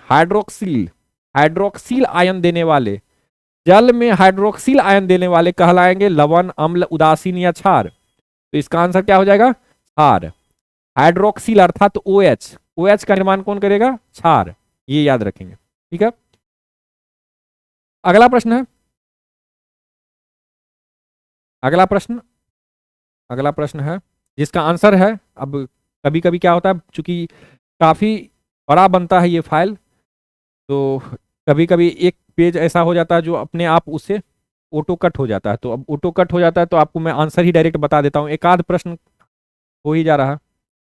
इलेक्ट्रॉन अपनी आधी ऊर्जा अवस्था में, मैं चाहता हूं कि मैं पेन ना चलाऊं और आपको सारा इंफॉर्मेशन आपको पीडीएफ के रूप में ही मिल जाए, तो आप लोग प्लीज लाइक जरूर कर दें, कमेंट, सब्सक्राइब वगैरह कर दें। ठीक है, चलिए तो ये प्रश्न है, इलेक्ट्रॉन अपनी आधी ऊर्जा प्रोटो एनर्जी स्टेट में इलेक्ट्रॉन कक्षा में नहीं रहती है, अब तो ऑप्शन के अनुसार क्या हो जाएगा, इलेक्ट्रॉन अपनी आध्य ऊर्जा अवस्था यानी कि प्रोटो एनर्जी स्टेट में ऊर्जा विकर्णित नहीं करता है बल्कि अवशोषित करता है, ये याद रखेंगे, ऊर्जा का अवशोषण करता है। ठीक है, चलिए अगला है स्याही पानी में किस कारण फैलती है? द्विध्रुव आघूर्ण, वाष्प दबाव, परासरण या फिर विसरण। तो स्याही आप लोग जानते होंगे, इंक। इंक पानी में किस कारण से फैलती है? तो विसरण के कारण, ये याद रखेंगे, इंक विसरण के कारण फैलती है। ठीक है, चलिए आपको विसरण क्या है, परासरण क्या है, ये सारी चीजें आपको यहां पे दिया हुआ है, तो आप आराम से पढ़ेंगे। अगला, तीसरे और चौथे समूह के ऑक्साइड का सामान्य गुणधर्म क्या है? तीसरे और चौथे समूह के ऑक्साइड का सामान्य गुणधर्म, बेसिक और एसिडिक, एसिडिक, बेसिक या फिर उदासीन। तो तीसरा और चौथा जो समूह है उसके ऑक्साइड का सामान्य गुणधर्म है बेसिक और एसिडिक, ये याद रखेंगे, बेसिक और एसिडिक। ठीक है, बाकी आप देखेंगे। अगला प्रश्न है, सल्फर हेक्सा फ्लोराइड अणु का आकार कौन सा है? सल्फर हेक्सा फ्लोराइड अणु का आकार त्रिभुजीय, पिरामिड, समतलीय, अष्टफलकीय, चतुष्फलकीय। तो सल्फर हेक्सा फ्लोराइड अणु का आकार है अष्टफलकीय, ये याद रखेंगे, ऑक्टोगोनल। ठीक है, ये याद रखेंगे। ये रंगहीन, गंधहीन और अज्वलनशील है। अगला है, डॉक्टरी मृत्यु की घोषणा, यानी कि डॉक्टर मृत्यु की घोषणा कब करते हैं? डॉक्टरी मृत्यु की घोषणा होती है जब नाड़ी गति रुक गई हो, हृदय गति बंद हो गई हो, आंख की पुतलियां स्थिर एवं फैल गई हो तथा प्रकाश पड़ने पर कोई प्रतिक्रिया ना हो, या फिर उपरोक्त सभी तीनों तथ्य एक साथ मौजूद हो। क्या होगा आंसर? उपरोक्त सभी तीनों तथ्य एक साथ मौजूद हो। अगर कोई व्यक्ति को मृत घोषित करना है तो डॉक्टर सबसे पहले नाड़ी चेक करते हैं, हाथ वाला कलाई वाला नाड़ी चेक करेंगे, उसके बाद हृदय गति हार्ट बीट चेक करेंगे, उसके बाद आंखों की पुतलियों पर वो देखेंगे कि वो फैली हुई है या स्थिर है। अगर वो स्थिर है और फैल गई है तो प्रकाश उस पे टॉर्च लगा करके एक बार चेक किया जाएगा, अगर कुछ उससे कुछ भी कोई भी अगर वो प्रतिक्रिया ना हो तो वो समझेंगे मृत है। ठीक है, अगला है, मानव शरीर में निम्नलिखित में से कौन सी ग्रंथि जोड़ों में मौजूद रहती है? मानव शरीर में निम्नलिखित में से कौन सी ग्रंथि जोड़ों में मौजूद, यानी कि दो दो इस तरह से मौजूद रहती है? अधिवृक्क, अग्नाशय, यकृत या फिर पीनियल ग्रंथि। कौन सा होगा? इसका आंसर है अधिवृक्क ग्रंथि, ये याद रखेंगे। ठीक है, अधिवृक्क ग्रंथि। यह अंतःस्रावी ग्रंथि है। इनका मुख्य कार्य क्या है? तनाव की स्थिति में हार्मोन स्रावित करना। एड्रिनल हार्मोन स्रावित की जाती है अधिवृक्क ग्रंथि के द्वारा। और अगर एड्रिनल के कम स्रावन, अगर एड्रिनल का कम स्रावन होता है तो बच्चों में कौन सा बीमारी होगा? एडिसन। और अगर अधिक स्रावन होगा तो कुशिंग सिंड्रोम, कुशिंग सिंड्रोम याद रखेंगे, कुशिंग सिंड्रोम होगा। ठीक है, अगला है, यदि शरीर का सामान्य तापमान 37 डिग्री सेल्सियस हो तो शुक्रपिंड अर्थात स्पर्म का आदर्श तापमान क्या होगा? आदर्श 37 degree Celsius, 39 degree Celsius, 36 degree Celsius या 34 डिग्री सेल्सियस। ये प्रश्न पूछा हुआ है तो आपको आंसर बताना है, तो आपको इसका आंसर हो जाएगा 36 degree Celsius. Sorry 37 degree Celsius है तो इसका आंसर हो जाएगा 34 डिग्री सेल्सियस। सामान्यतः 4 कम होना चाहिए, 4 डिग्री सेल्सियस कम होना चाहिए, आदर्श तापमान के लिए 4 डिग्री सेल्सियस के नीचे रहना चाहिए। तो आपको ऑप्शन के हिसाब से 34 डिग्री सेल्सियस इसका आंसर हो जाएगा। ठीक है, ये याद रखेंगे। अगला है, मनुष्य में एफ्लाटॉक्सिन खाद्य विषाक्तन द्वारा सामान्यतः कौन सा अंग प्रभावित होता है? एफ्लाटॉक्सिन खाद्य फूड पॉइजनिंग के द्वारा कौन सा अंग प्रभावित होगा? हृदय, वृक्क या फिर फेफड़ा या यकृत? तो एफ्लाटॉक्सिन फूड पॉइजन के द्वारा क्या होगा? लीवर प्रभावित होगा, यकृत प्रभावित होगा। ठीक है, अगला है, गैल्वेनाइजेशन यानी कि जस्तीकरण होता है लोहे पर एल्युमिनियम का निक्षेप, लोहे पर तांबे का निक्षेप, लोहे पर टीन का निक्षेप या फिर लोहे पर जस्ते का निक्षेप। तो गैल्वेनाइजेशन यानी जस्तीकरण होता है लोहे पर जस्ते का निक्षेप, नाम से ही स्पष्ट है, जस्तीकरण। अगला है, जल में कार्बन डाइऑक्साइड प्रवाहित करने पर बना सोडा वाटर किस प्रकृति का होता है? एक ऑक्सीकारक होता है, या अम्लीय प्रकृति का है, या क्षारीय प्रकृति का है, या फिर एक अपचायक है? तो जल में कार्बन डाइऑक्साइड प्रवाहित करने पर जो बना होता है सोडा वाटर, वो क्या होता है? अम्लीय प्रकृति का, एसिडिक नेचर का होगा। ठीक है, अगला है, रेत और नेफ्थलीन के मिश्रण को किसके द्वारा अलग किया जा सकता है? ऊर्ध्वपातन, आसवन, क्रेमेटेग्राफी, आंशिक आसवन। तो इसका आंसर क्या होगा? रेत और नेफ्थिलीन के मिश्रण को ऊर्ध्वपातन द्वारा अलग किया जा सकता है। अगला है विद्युत शक्ति की इकाई क्या है? एम्पियर, कूलाम, वोल्ट या फिर वॉट? तो विद्युत शक्ति की इकाई है वॉट, याद रखेंगे क्या है? वॉट। बाकी आप इसमें और भी पढ़ेंगे। विद्युत धारा का एम्पियर, ठीक है। वोल्ट विद्युत विभव, विभवांतर और विद्युत वाहक बल की व्युत्पन्न इकाई है। अगर आपसे पूछे कूलाम तो वो है आवेश का मात्रक, ठीक है। इनमें से रक्त दाब का मापक यंत्र कौन सा है? ब्लड प्रेशर को मापने वाला यंत्र, स्फेरोमीटर, स्फिग्नोमेनोमीटर, एनीमोमीटर या फिर एमीटर? तो आंसर हो जाएगा स्फिग्मोमेनोमीटर, याद रखेंगे स्फिग्मोमेनोमीटर। बाकी एनीमोमीटर हवा की शक्ति दिशा बताती है, अमीटर विद्युत धारा। इसके अतिरिक्त और कौन सा है? स्फेरोमीटर, स्फेरोमीटर आपको पता होगा, ठीक है, तो ये याद रखेंगे। और एक है एमीटर, ये है विद्युत धारा के लिए, अमीटर विद्युत धारा के लिए है, ठीक है। और कार्डियोग्राफ हृदय गति का ग्राफ बनाने वाला यंत्र है, वो इलेक्ट्रोकार्डियोग्राफ हृदय की धड़कन का मापक है, ठीक है, तो ये याद रखेंगे। अगला है पित्त का उत्सर्जन होता है। देखिए अब प्रश्न है पित्त का उत्पादन कहाँ होता है, यहां पे पूछा है पित्त का उत्सर्जन कहाँ होता है। तो ऑप्शन है अग्नाशय द्वारा, यकृत द्वारा, तिल्ली द्वारा, उदर द्वारा। तो पित्त का उत्सर्जन होता है लीवर के द्वारा, यकृत के द्वारा, ये याद रखेंगे, ठीक है। चलिए अगला है विषाणु के बारे में निम्नलिखित में से कौन सा कथन सही है? विषाणुओं के न्यूक्लिक अम्ल को कैप्सिड कहते हैं। विषाणुओं का अपनी उपापचयी तंत्र होता है। सभी विषाणुओं में आरएनए और डीएनए होते हैं। विषाणु बाध्यकारी परजीवी है। तो इसका आंसर क्या हो जाएगा? विषाणु बाध्यकारी परजीवी है। बाध्यकारी परजीवी का मतलब क्या होता है? बाध्यकारी परजीवी यानी कि किसी अन्य पर डिपेंडेंट है, वो परजीवी है, वो अपने पर डिपेंडेंट नहीं हो सकता है, यानी कि स्वयं खाना नहीं बना सकता है, ठीक है। तो ये याद रखेंगे। दो प्रकार का विषाणु होता है, एक अगर आप कहेंगे जंतु विषाणु और एक होता है पादप विषाणु। तो ये सारी चीजें आपको यहाँ पे आपको देखने को मिल जाएंगी, बाकी सारा गलत है, लेकिन विषाणु बाध्यकारी परजीवी है ये सही है। सभी विषाणु में आरएनए और डीएनए होते, ये भाई गलत है। क्यों आरएनए और डीएनए? क्योंकि पादप विषाणु में न्यूक्लिक अम्ल आरएनए होता है, ठीक है, लेकिन अगर आप देखेंगे जंतु विषाणु में तो आरएनए और डीएनए दोनों हो सकता है, ठीक है। तो ये इस तरह से आप देखेंगे तो बाकी गलत है। विषाणु बाध्यकारी परजीवी है, ये सही है, ठीक है। विषाणु की खोज किसने की है? इवानोवस्की ने। कब की है? 1892 ईस्वी में। अगला है निम्न में से किस प्रतिरक्षा को पहली पंक्ति रक्षा कहा जाता है? प्राप्त प्रतिरक्षा, सक्रिय प्रतिरक्षा, जन्मजात प्रतिरक्षा या निष्क्रिय प्रतिरक्षा? तो प्रतिरक्षा पहली पंक्ति वाला जो रक्षा है वो किसे कहा जाता है? उस कहा जाता है जन्मजात प्रतिरक्षा को, ये याद रखेंगे, जन्मजात प्रतिरक्षा को, ठीक है। तो ये ध्यान में रखेंगे। शरीर की प्रतिरोधक क्षमता से जुड़ा सबसे महत्वपूर्ण कोशिका इस प्रकार है: आरबीसी, प्लेटलेट्स, लिम्फोसाइट, उपरोक्त में से कोई नहीं। तो प्रतिरोधक क्षमता से संबंधित जो सबसे महत्वपूर्ण कोशिका है वो है लिम्फोसाइट, ये याद रखेंगे। कौन सा है? लिम्फोसाइट। ये 3 प्रकार के होते हैं, T cell, B cell, NK cell. सब के बारे में आपको मैंने यहाँ पे आपको स्पष्ट से रूप से बताया है, तो अगर इंपॉर्टेंट लगे तो आप पढ़ भी सकते हैं। अगला है आपेक्षिकता का सिद्धांत। इसे ही सापेक्षता का भी सिद्धांत कहा जाता है। इनमें से किस वैज्ञानिक ने प्रस्तुत किया आपेक्षिकता का सिद्धांत?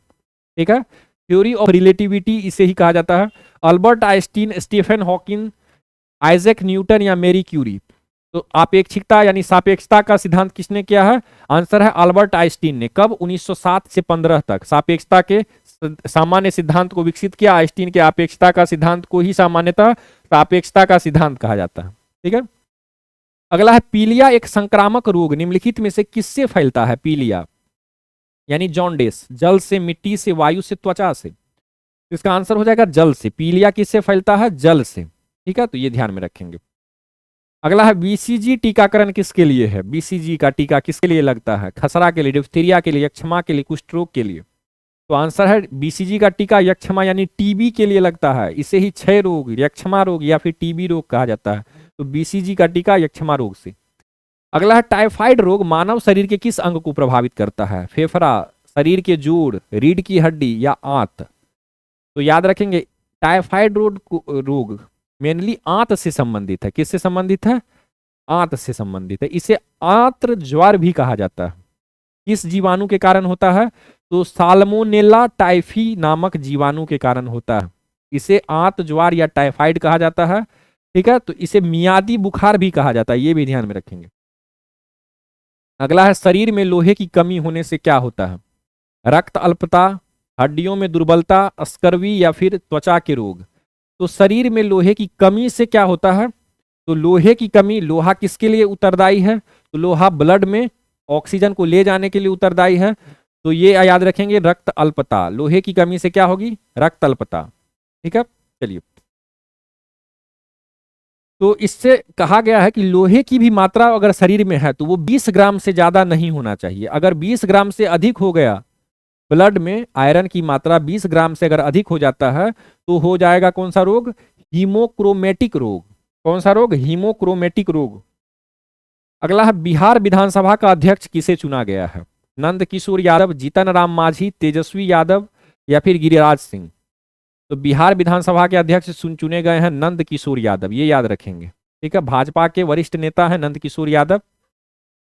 अगला है, चलिए, अगला प्रश्न है, सौराष्ट्र क्रिकेट एसोसिएशन स्टेडियम का नाम बदलकर किसके नाम पर रखा गया है? Saurashtra cricket stadium. तो सौराष्ट्र क्रिकेट एसोसिएशन स्टेडियम का नाम बदलकर, ऑप्शन है जय शाह, कपिल देव, राहुल द्रविड़ या फिर निरंजन शाह। तो आंसर है Niranjan Shah. Saurashtra cricket association stadium का नाम बदल करके रखा गया है निरंजन शाह के नाम पे। यह गुजरात का पहला सौर ऊर्जा संचालित स्टेडियम है। निरंजन शाह आपको पता होना चाहिए 1965 से 75 तक इन्होंने काफी इंपॉर्टेंट रोल निभाया है क्रिकेट के लिए। ठीक है, तो निरंजन शाह का नाम याद रखेंगे। अगला है, पहले digital India future skill summit का आयोजन कहाँ किया जा रहा है? पहला है तो इंपॉर्टेंट है, digital India future skill summit है ये। ठीक है, ऑप्शन है वाराणसी, जयपुर, गुवाहाटी या फिर पटना।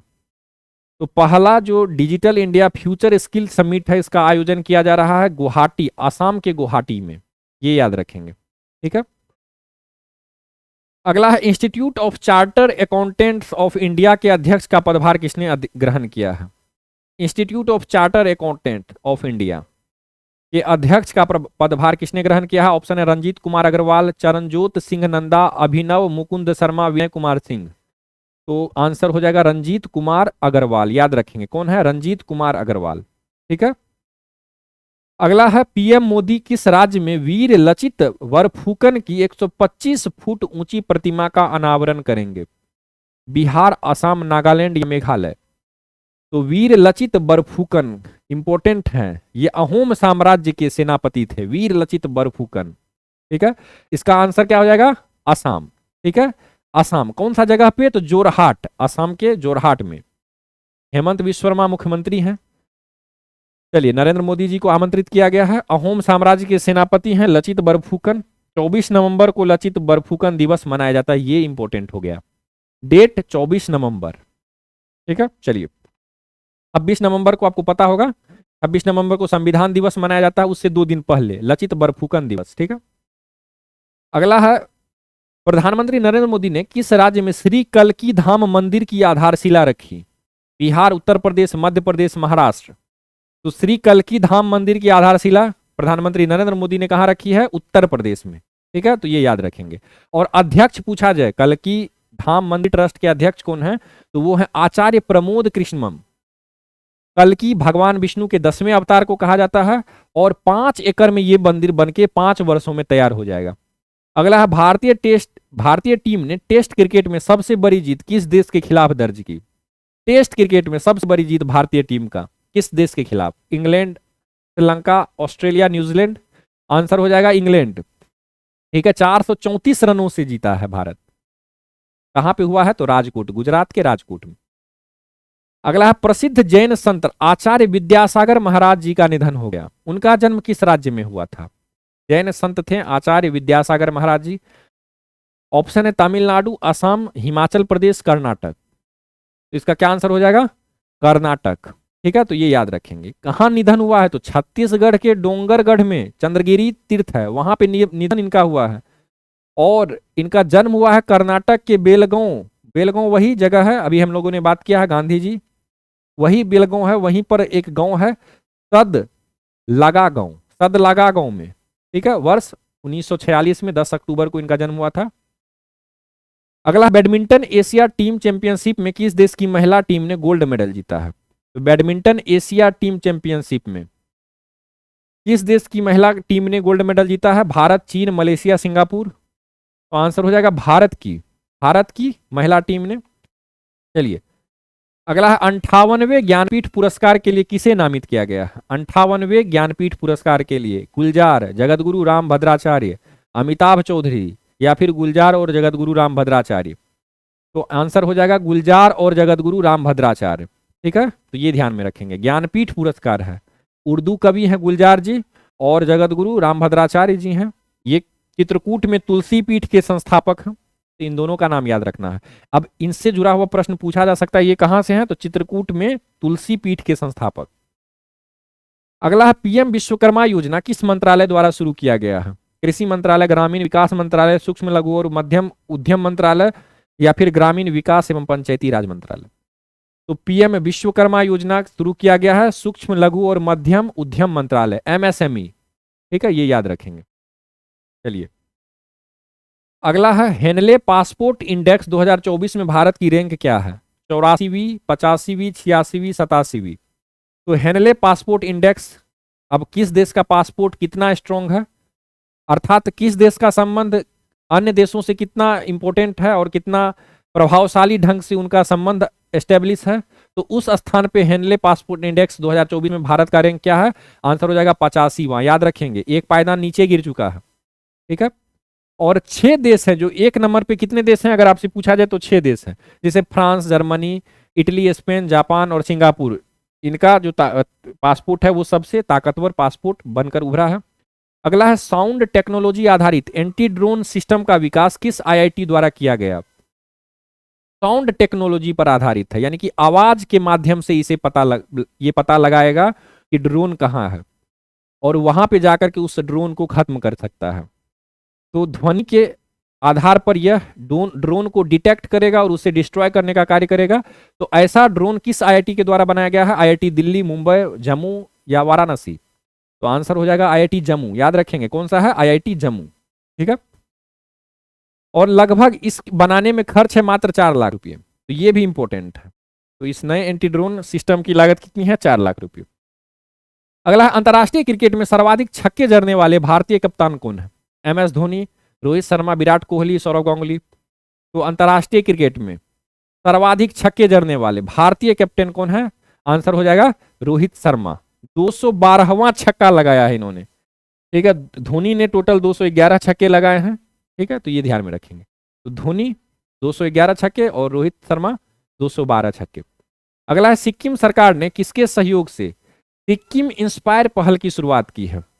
सिक्किम इंस्पायर पहल की शुरुआत सिक्किम सरकार ने किसके सहयोग से की है? NITI Aayog, world bank, Asian development bank, world economic forum. तो इसका आंसर क्या हो जाएगा? वर्ल्ड बैंक के सहयोग से सिक्किम सरकार ने सिक्किम इंस्पायर पहल की शुरुआत की है, ठीक है, तो ये ध्यान में रखेंगे। इसका उद्देश्य क्या है?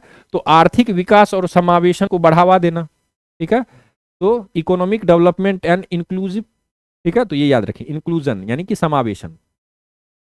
अगला, हाल ही में किस राज्य में कोमुरावेली रेलवे स्टेशन की आधारशिला रखी गई? कोमुरावेली रेलवे स्टेशन किस राज्य में? तेलंगाना, मध्य प्रदेश, असम, राजस्थान। तो इसका आंसर क्या हो जाएगा? कोमुरावेली रेलवे स्टेशन तेलंगाना में स्थित है, ठीक है, तो ये भी ध्यान में रखेंगे। यहां पर एक मंदिर इंपोर्टेंट है, मल्लिकार्जुन स्वामी मंदिर, तो ये याद रखेंगे। कोमुरावेली गांव प्रसिद्ध कोमुरावेली मल्लिकार्जुन स्वामी मंदिर के लिए प्रसिद्ध है, एक तो ये याद रखना है। दूसरा, तेलंगाना राज्य के सिद्दीपेट जिले में है, और ये याद रखेंगे कोमुरावेली रेलवे स्टेशन के बारे में, तेलंगाना से संबंधित है, ठीक है। यहां पर आप समझ सकते हैं कि साल में हर साल 4 अलग अलग राज्यों से लगभग 25 लाख लोग दर्शन के लिए आते हैं, तो इंपॉर्टेंट हो जाता है ये रेलवे स्टेशन। अगला है, 11वां अंतर्राष्ट्रीय कठपुतली महोत्सव कहां आयोजित किया जा रहा है?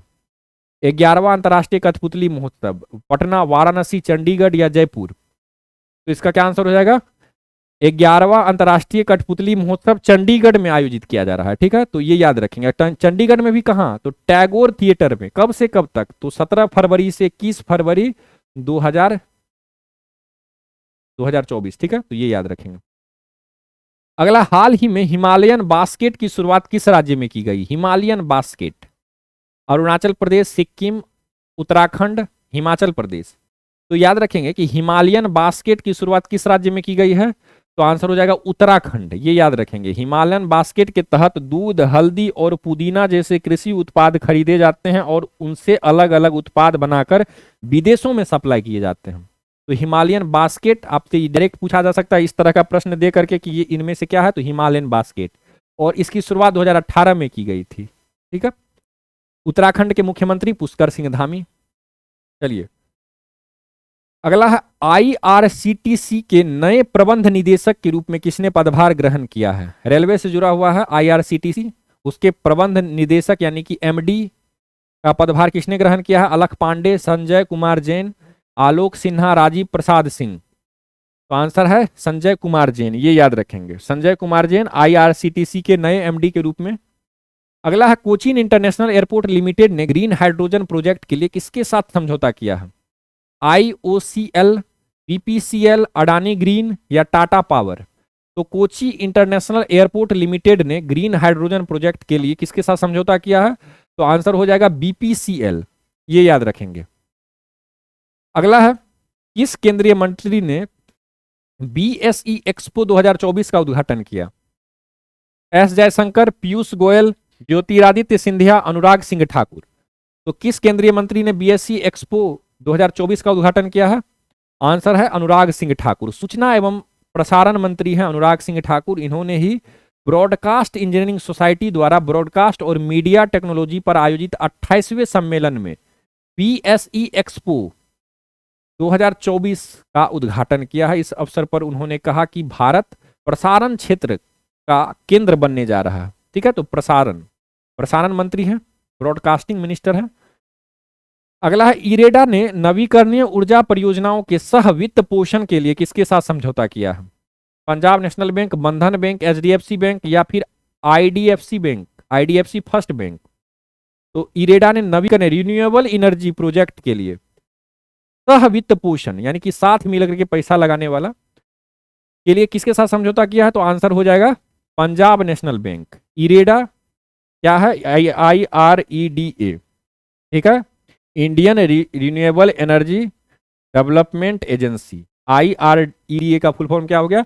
Indian renewable energy development agency, और किसके साथ मिलकर के? पंजाब नेशनल बैंक के साथ मिलकर के। चलिए, आपसे अगर पूछ लिया जाए कि ये जो है IREDA की स्थापना कब हुई, तो 1987 में हुई थी। अगला, हाल ही में किसने एम्स जम्मू का उद्घाटन किया? जम्मू में एम्स का उद्घाटन किया। नरेंद्र मोदी, बनवारी लाल पुरोहित, अमित शाह, मनोज सिन्हा। तो एम्स जम्मू का उद्घाटन श्री नरेंद्र मोदी जी ने किया है, ठीक है, तो ये ध्यान में रखेंगे। चलिए, अगला है, भारतीय हैमर थ्रोअर रचना कुमारी पर डोपिंग के आरोप में कितने साल का प्रतिबंध लगाया गया? 7 साल, 10 साल, 12 साल, 15 साल। तो हैमर थ्रोअर है, नाम है इनका, रचना कुमारी। इन पर डोपिंग का आरोप लगाया गया है, अर्थात नशीले पदार्थों के सेवन का आरोप लगाया गया है। अतः इन्हें 7 वर्षों के लिए, याद रखेंगे, 7 वर्षों के लिए नाडा के द्वारा, राष्ट्रीय डोपिंग रोधी एजेंसी है नाडा, ठीक है, तो इनके द्वारा इन पर प्रतिबंध लगाया गया है, ठीक है। अच्छा, एक चीज याद रखेंगे, 2 एथलीटों पर प्रतिबंध लगाया गया है, ठीक है। भारतीय हैमर थ्रोअर रचना कुमारी पर 12 साल का प्रतिबंध लगाया गया है। निर्मला श्योरन पर भी डोपिंग रोधी नियमों के लिए प्रतिबंध लगाया गया है। तो इसे आप करेक्ट कर सकते हैं, ठीक है। तो 7 साल यहां नहीं आप याद रखेंगे, 12 साल याद रखेंगे, ठीक है। तो हो सकता है बाय मिस्टेक यहाँ पे 7 साल लिख चला गया हो, तो याद रखेंगे 12 साल, ठीक है। चलिए, अगला है, दक्षिण अमेरिका में मध्य अक्षांशीय घास के मैदान का क्या नाम है? प्रेरी, वेल्ड, पंपास या स्टेपीज? तो दक्षिण अमेरिका में मध्य अक्षांशीय घास के मैदान का क्या नाम है? अब याद रखेंगे, दक्षिण अमेरिका, वहां पे मध्य अक्षांशीय घास के मैदान का क्या नाम है? तो आंसर हो जाएगा पंपास, ये याद रखेंगे। अर्जेंटीना उरुग्वे के पास है पंपास, और अगर डायरेक्ट पूछे अर्जेंटीना में घास का मैदान तो पंपास, ठीक है, तो ये ध्यान में रखेंगे। अगर और आपसे पूछा जाए कि उत्तर अमेरिका में, यानी कि अमेरिका, कनाडा, मेक्सिको, ये वाला जो उत्तर अमेरिका है, वहां पर जो घास का मैदान है उसे क्या बोला जाएगा? उसे बोला जाएगा प्रेयरी। प्रेयर, क्रिश्चियन लोग हैं तो प्रेयर करते हैं, याद रखेंगे प्रेयरी। ठीक है। इसके अतिरिक्त वेल्ड अफ्रीका, स्टेपी यूरोप और डाउन्स ऑस्ट्रेलिया में शीतोष्ण घास के मैदान है। अगला है ब्राजील के पठार के पास के मैदानों को कहते हैं, ब्राजील के पठार के पास के जो मैदान है उसे क्या कहा जाएगा? पंपास, वेल्ड, कंपोज या डाउन्स? तो ब्राजील के पास जो पठार है, ब्राजील के पठार के पास जो मैदान है उसे क्या बोला जाएगा? कंपोज, ये याद रखेंगे, कंपोज। ठीक है, आगे है।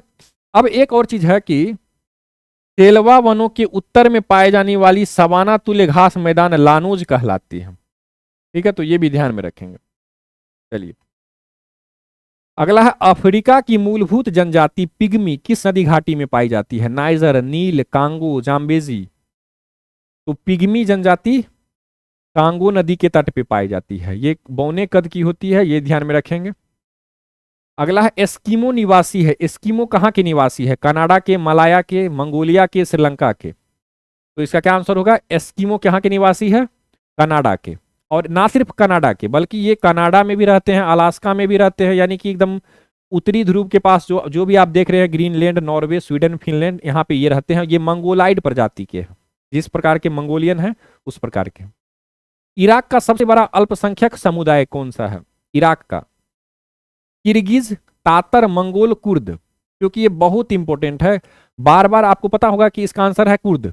कुर्दिस्तान की ये लोग मांग करते हैं, कुर्दिस्तान की मांग करते हैं। कुर्दिस्तान बनाने के लिए ये लोग ना सिर्फ इराक बल्कि तुर्की, सीरिया, ईरान, इन सब का हिस्सा को कहते हैं कि ये इनके जो कुछ कुछ हिस्सा है इन सब देशों में मेरा बटा हुआ है, उन सब को हम एक करके कुर्दिस्तान बनाना चाहते हैं। ठीक है, तो ये कुर्द जो है वहां पे अभी अल्पसंख्यक है। ठीक है, तो ये ध्यान में रखेंगे। और ये ईरानी निर्जातीय से संबंधित हैं। और कुर्द का जो इराक में कुल आबादी का लगभग 26.5% हिस्सा है। अगला निम्नलिखित आदिवासी समूहों में से कौन सा निग्रिटो प्रजाति का है? पूछा गया प्रश्न है ये। निग्रिटो प्रजाति, निग्रिटो रेस का कौन सा समुदाय है? बहु, सेमांग, खिरगिज, मसाई? इसका आंसर हो जाएगा सेमांग, ये याद रखेंगे, सेमांग। ठीक है, और ये कहाँ पे रहते हैं? तो जैसे अंडमान निकोबार है, फिलीपींस है, मध्य अफ्रीका, इन सब में यहाँ पे ये कुछ सेमांग जाति जनजातियां देखी जाती है। ठीक है, अगला है स्विट्जरलैंड में बोली जाने वाली प्रधान भाषाएं हैं। अगर आप स्विट्जरलैंड का अगर आप मैप जानते होंगे कि कहाँ स्थित है स्विट्जरलैंड, के पड़ोसी देशों के बारे में जानते होंगे तो आप पक्का बता देंगे। ऑप्शन है केवल जर्मन, केवल फ्रेंच, केवल जर्मन और फ्रेंच, जर्मन, फ्रेंच और इटालियन। तो स्विट्जरलैंड में बोलने जाने वाली प्रधान भाषाएं हैं तीनों, जर्मन, स्विट्जरलैंड और जर्मन, फ्रेंच और इटालियन, ये याद रखेंगे। स्विट्जरलैंड की सीमा फ्रांस, जर्मनी, इटली और ऑस्ट्रेलिया से लगी हुई है, ऑस्ट्रिया से लगी है। ये ऑस्ट्रेलिया नहीं है, ये है ऑस्ट्रिया। इसकी राजधानी वियना है। ठीक है, तो ये ध्यान में रखेंगे, फ्रांस, जर्मनी, इटली और ऑस्ट्रिया से लगी हुई है। अतः वहां जर्मन, फ्रेंच तथा इटालियन भाषाएं प्रधान रूप से बोली जाती है। अगला है, जापान में औद्योगिक विकास के लिए निम्नलिखित कारकों में से कौन सा उत्तरदायी नहीं है? अब जापान में इंडस्ट्रियल डेवलपमेंट हुआ है, बहुत सारे इंडस्ट्रीज जापान में अभी हैं। तो बोला जा रहा है कि बहुत सारा कारण है जिसके कारण वो है, लेकिन कौन सा कारण ऐसा नहीं है? उच्च स्तर की प्रौद्योगिकी, खनिज संसाधनों की बहुलता, कुशल श्रम, दक्ष परिवहन प्रणाली? तो इसका आंसर हो जाएगा खनिज संसाधनों की बहुलता। ये बात गलत है, जापान छोटा सा देश है, द्वीपीय देश है, वहां पर खनिज संसाधन उतनी मात्रा में नहीं है, वो आयात पर डिपेंडेंट है, वो आयात करता है। ठीक है, बाकी इनके पास कुशल श्रम है, ठीक है, स्किल्ड लेबर फोर्स है, साथ ही साथ दक्ष परिवहन प्रणाली है, ट्रांसपोर्टेशन सिस्टम इनका अच्छा है। ठीक है, इसके अतिरिक्त उच्च स्तर की प्रौद्योगिकी, तो टेक्नोलॉजी के मामले में तो जापान अव्वल है, तो ये ध्यान में रखेंगे। अगला है, विश्व का कौन सा देश मुलायम लकड़ी एवं लकड़ी की लुगदी का सबसे बड़ा उत्पादक भी है और साथ ही साथ निर्यातक भी है? मुलायम लकड़ी, सामान्य बात है, मुलायम लकड़ी कहाँ पाया जाएगा? तो जैसे ही आप ध्रुव के तरफ जाएंगे मुलायम लकड़ी देखने को मिलेगा, आप विषुवत रेखा, भूमध्य रेखा के तरफ आएंगे तो कठोर लकड़ी देखने को मिलेगा। ऑप्शन में यूएस है, नॉर्वे है, इसके अतिरिक्त स्वीडन है और कनाडा है। तो आंसर हो जाएगा कनाडा, याद रखेंगे, कनाडा मुलायम लकड़ी एवं लुगदी का सबसे बड़ा उत्पादक और निर्यातक है। इसके बाद कौन कौन आता है? तो सोवियत संघ, इसके बाद चीन, ब्राजील और भारत, ये इनका स्थान आता है। ठीक है, तो ये ध्यान में रखेंगे। चलिए, अगला है उत्तरी अमेरिका में नियाग्रा जलप्रपात किन दो झीलों के बीच स्थित है? नियाग्रा जलप्रपात सुपीरियर और मिशिगन के बीच में, मिशिगन और ह्यूरन के बीच में, ह्यूरन और ओंटेरियो के बीच में, या फिर ओंटेरियो और ईरी के बीच में? तो इसका क्या आंसर हो जाएगा? नियाग्रा जलप्रपात ओंटेरियो और ईरी झील के मध्य में स्थित है, ये याद रखेंगे। अगला प्रश्न है राष्ट्रपति को उसके कार्यकाल की समाप्ति से पूर्व किसके सुझाव पर हटाया जा सकता है? सर्वोच्च न्यायालय, राज्यसभा, लोकसभा, संसद के दोनों सदन? तो राष्ट्रपति को उसके कार्यकाल की समाप्ति से पहले केवल संसद के दोनों सदनों की रजामंदी के बाद ही उन्हें हटाया जा सकता है, अर्थात महाभियोग चलाने के बाद ही हटाया जा सकता है। वो अर्ध न्यायिक प्रक्रिया है, ठीक है। एक प्रकार से न्यायपालिका का वो कार्य करती है, एक सदन आरोप लगाती है, दूसरे सदन उसकी जांच करती है, फिर दोनों सदनों में मतदान होता है और मतदान विशेष बहुमत से अगर ये हो जाता है तो ये उन्हें अपना पद से त्याग पत्र देना पड़ता है, ठीक है।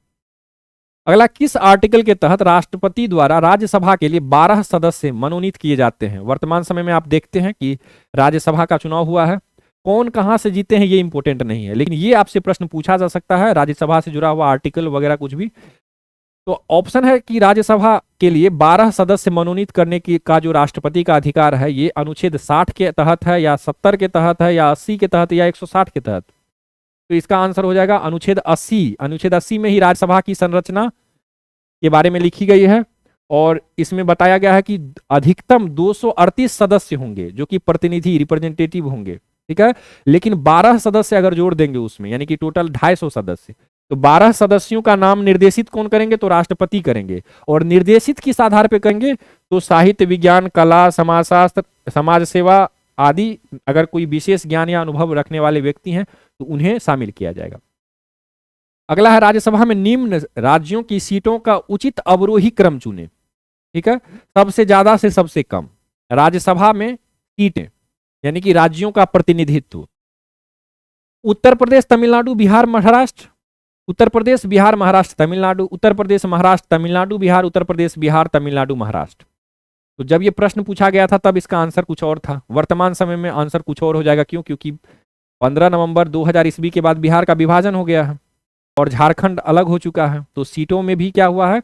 कमी और अधिकता देखी गई है। तो अब इसका आंसर क्या हो जाएगा? उत्तर प्रदेश, महाराष्ट्र, तमिलनाडु और बिहार। ये याद रखें, उत्तर प्रदेश में 31 सीट है, महाराष्ट्र में 19 राज्यसभा की सीट है, तमिलनाडु में 18 राज्यसभा की सीट है और बिहार में 16 राज्यसभा की सीट है। तो ये ध्यान में रखेंगे। अगला है भारत का प्रधानमंत्री मुखिया है, किसका मुखिया है? राज्य सरकार का, केंद्र सरकार का, दोनों सरकार का, या फिर इनमें से कोई नहीं? तो आंसर हो जाएगा केंद्र सरकार का। क्यों? क्योंकि यहां पर आप अगर देखेंगे कि स्वतंत्र रूप से सरकारें कार्य करती है, केंद्र सरकार अपने केंद्र की सरकार के लिए और राज्य की सरकारें राज्य की सरकार के लिए कार्य करती है, अर्थात प्रधानमंत्री केंद्रीय सरकार का मुखिया है, ठीक है। ये ध्यान में रखेंगे। अगला है अनुच्छेद 64 के अनुसार उपराष्ट्रपति राज्यसभा का पदेन सभापति होता है। एक तो यही प्रश्न है कि किस अनुच्छेद के तहत उपराष्ट्रपति राज्यसभा के पदेन सभापति होते हैं? तो अनुच्छेद 64 के तहत। अब आपसे पूछा रहा कि यह व्यवस्था किस संविधान से ली गई है? UK, USA, Ireland, France?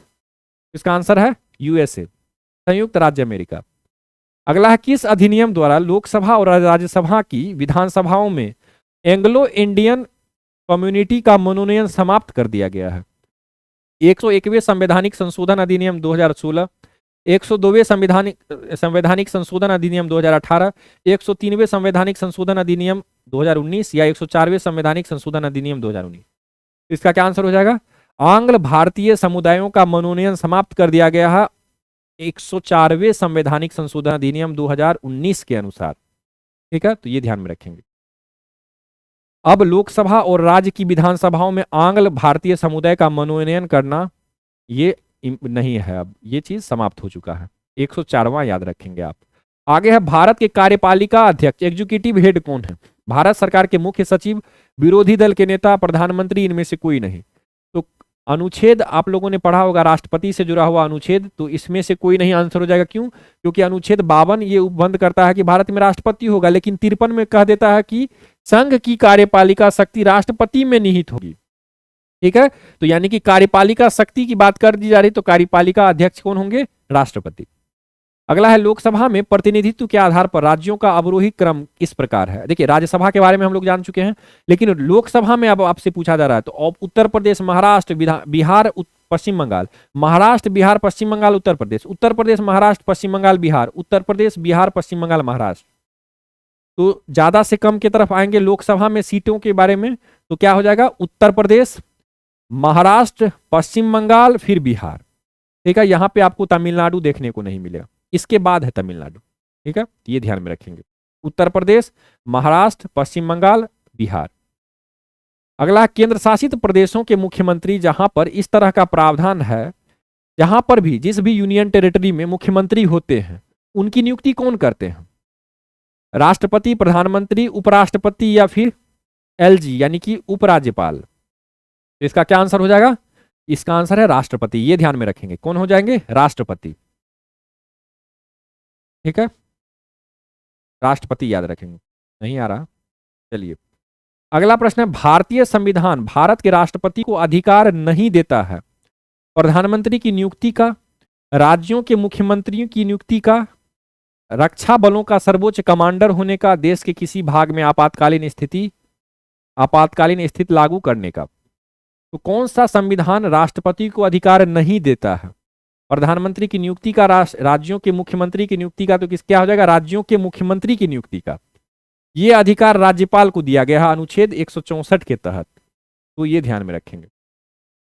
अगला है, निम्नलिखित में से कौन सा एक राजकोषीय नीति का उपकरण नहीं है, फिजिकल पॉलिसी का इंस्ट्रूमेंट नहीं है। कर रोपण, ब्याज दर, सार्वजनिक व्यय, सार्वजनिक ऋण। राजकोषीय नीति कौन बनाता है, राजकोषीय यानी कि राजा का कोष, खजाना, उसके लिए नीति, राजकोष में बढ़ावा देने के लिए नीति कौन बनाएगा, तो वित्त मंत्रालय यानी वित्त मंत्री बनाते हैं। अब वित्त मंत्री राजकोषीय नीति बनाते हैं, और मौद्रिक नीति कौन बनाएगा, तो वो आरबीआई के गवर्नर की जो कमेटी है वो बनाती है। तो राजकोषीय नीति का उपकरण पूछा जा रहा कौन नहीं है, तो आप देखते होंगे कि वित्त मंत्री टैक्स लगाते हैं यानी कि करारोपण करते हैं, ब्याज दर, सार्वजनिक व्यय और सार्वजनिक ऋण भी लेते हैं। लेकिन ब्याज दर जो है वो कौन करता है, वो आरबीआई के गवर्नर यानी कि आरबीआई के गवर्नर का जो कमेटी है वो करता है। तो ये आरबीआई के मौद्रिक नीति का हिस्सा है ब्याज दर। ठीक है, सार्वजनिक ऋण लेना, सार्वजनिक ऋण खर्च करना या टैक्स लगाना, ये सारे काम वित्त मंत्री के द्वारा ही किए जाते हैं, यानी कि राजकोषीय। सिंपल भाषा में आपको समझा रहा हूं। अगला है, निम्न में से कौन से दो परोक्ष कर हैं। एक है प्रत्यक्ष कर, जो डायरेक्ट उसी व्यक्ति से वसूला जाता है जिस पर वो टैक्स लगाया जाता है। एक है परोक्ष कर, जो टैक्स बट जाता है, किसी और पर लगाया गया है, कोई और उसका पेमेंट कर रहा है। ऑप्शन है बिक्री कर व आयकर, आयकर व संपत्ति कर, आयकर व उत्पादन कर, बिक्री कर व उत्पादन, या फिर उत्पाद कर, यही कहा जाता है उत्पाद शुल्क। क्या हो जाएगा, इसका आंसर हो जाएगा बिक्री कर व उत्पाद शुल्क यानी कि उत्पादन शुल्क। अब आपको दिया गया है प्रत्यक्ष कर क्या है, अप्रत्यक्ष कर क्या है। और प्रत्यक्ष कर डायरेक्ट टैक्स, अगर इनकम टैक्स आपके ऊपर लगा है तो आप ही को देना है, संपत्ति कर आपके ऊपर लगाया गया तो आप ही को देना है, गिफ्ट यानी उपहार कर आप पर लगाया गया तो आप ही को देना है। लेकिन बिक्री कर लगाया गया है, वस्तु के बिक्री पर दे रहा है कोई और, उत्पाद शुल्क कोई और दे रहा है, सीमा शुल्क किसी पर लगाया गया है दे रहा है कोई और। ठीक है, तो इस तरह से ये याद रखेंगे। ठीक है, तो कराधान और कर भार अलग अलग व्यक्तियों पर पड़ता है अप्रत्यक्ष कर में, जैसे जीएसटी है। ठीक है, अगला आधार कार्ड जिसे 5 साल से कम उम्र के बच्चों के लिए जारी किया जाता है, जिसमें उंगलियों के निशान की जरूरत नहीं होती है, उस आधार कार्ड को क्या कहेंगे। 5 साल से कम उम्र के बच्चों के लिए जो जारी की जाती है आधार कार्ड, जिसमें बायोमेट्रिक्स नहीं होते हैं, अर्थात उंगलियों के निशान की जरूरत नहीं होती है। ऑप्शन है ब्लू आधार कार्ड, बेबी आधार कार्ड, सिंड्रोम आधार कार्ड या फिर नवजात आधार कार्ड। तो इसका आंसर हो जाएगा ब्लू आधार कार्ड, ये याद रखेंगे, नीला आधार कार्ड। हम जो 5 साल से ज्यादा उम्र के लोगों को लिए दिया जाता है वो सफेद रंग का होता है, और 5 साल से कम उम्र के बच्चों के लिए ब्लू आधार कार्ड होता है, ये ध्यान में रखेंगे। ठीक है, अगला है बैंकों द्वारा लगाए गए निम्नलिखित में से किस भुगतान उपाय को प्लास्टिक मुद्रा के नाम से जाना जाता है। बैंकों द्वारा लाए गए भुगतान उपाय प्लास्टिक मुद्रा, सिंपल बात है, प्लास्टिक मुद्रा के नाम से किसे कहेंगे, वाहन चेक को, डिमांड ड्राफ्ट को, क्रेडिट कार्ड को या फिर उपहार चेक को। तो प्लास्टिक मुद्रा है क्रेडिट कार्ड, ये याद रखेंगे, प्लास्टिक मुद्रा क्रेडिट कार्ड। सबसे पहले अगर आपसे पूछा जाए कि भारत में यह योजना सबसे पहले डाइनर्स क्लब ने प्रारंभ की थी, ठीक है। और अगस्त 1980 में सेंट्रल बैंक ऑफ इंडिया ने क्रेडिट कार्ड योजना प्रारंभ की, तो ये भी ध्यान में रखें। अगला है, भारत के लिए किस देश से सर्वाधिक द्विपक्षीय सहायता आती है? मालदीव और भारत के मध्य विवाद अभी आप लोगों ने कुछ ही दिनों पहले आप लोगों ने सुना है, तो उसी से संबंधित ये भी प्रश्न है एक प्रकार से।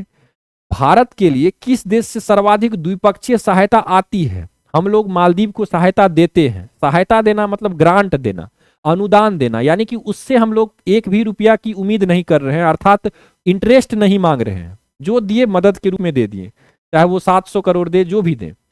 तो यहां पे आपसे पूछा जा रहा है कि भारत के लिए, यानी कि भारत को किस देश से आता है द्विपक्षीय सहायता के रूप में, बायलेटरल फॉरेन एड के रूप में, यानी किसी पार्टिकुलर देश से? USA, Japan, Germany, England. कुछ दिनों पहले तक इसका आंसर था यूएसए, लेकिन अभी अगर आप देखेंगे भारत सरकार के वेबसाइट पे, तो वहां पर आपको आएगा जापान। ये याद रखेंगे, सबसे ज्यादा अगर ऐड आती है भारत के लिए तो वो जापान से आती है। और यहां पे आप देख सकते हैं रिसिप्ट बजट 2024-25 में बताया गया है कि बायलेटरल सोर्स से जापान से, यहां पे आप पढ़ेंगे Japan is the largest bilateral donor to India.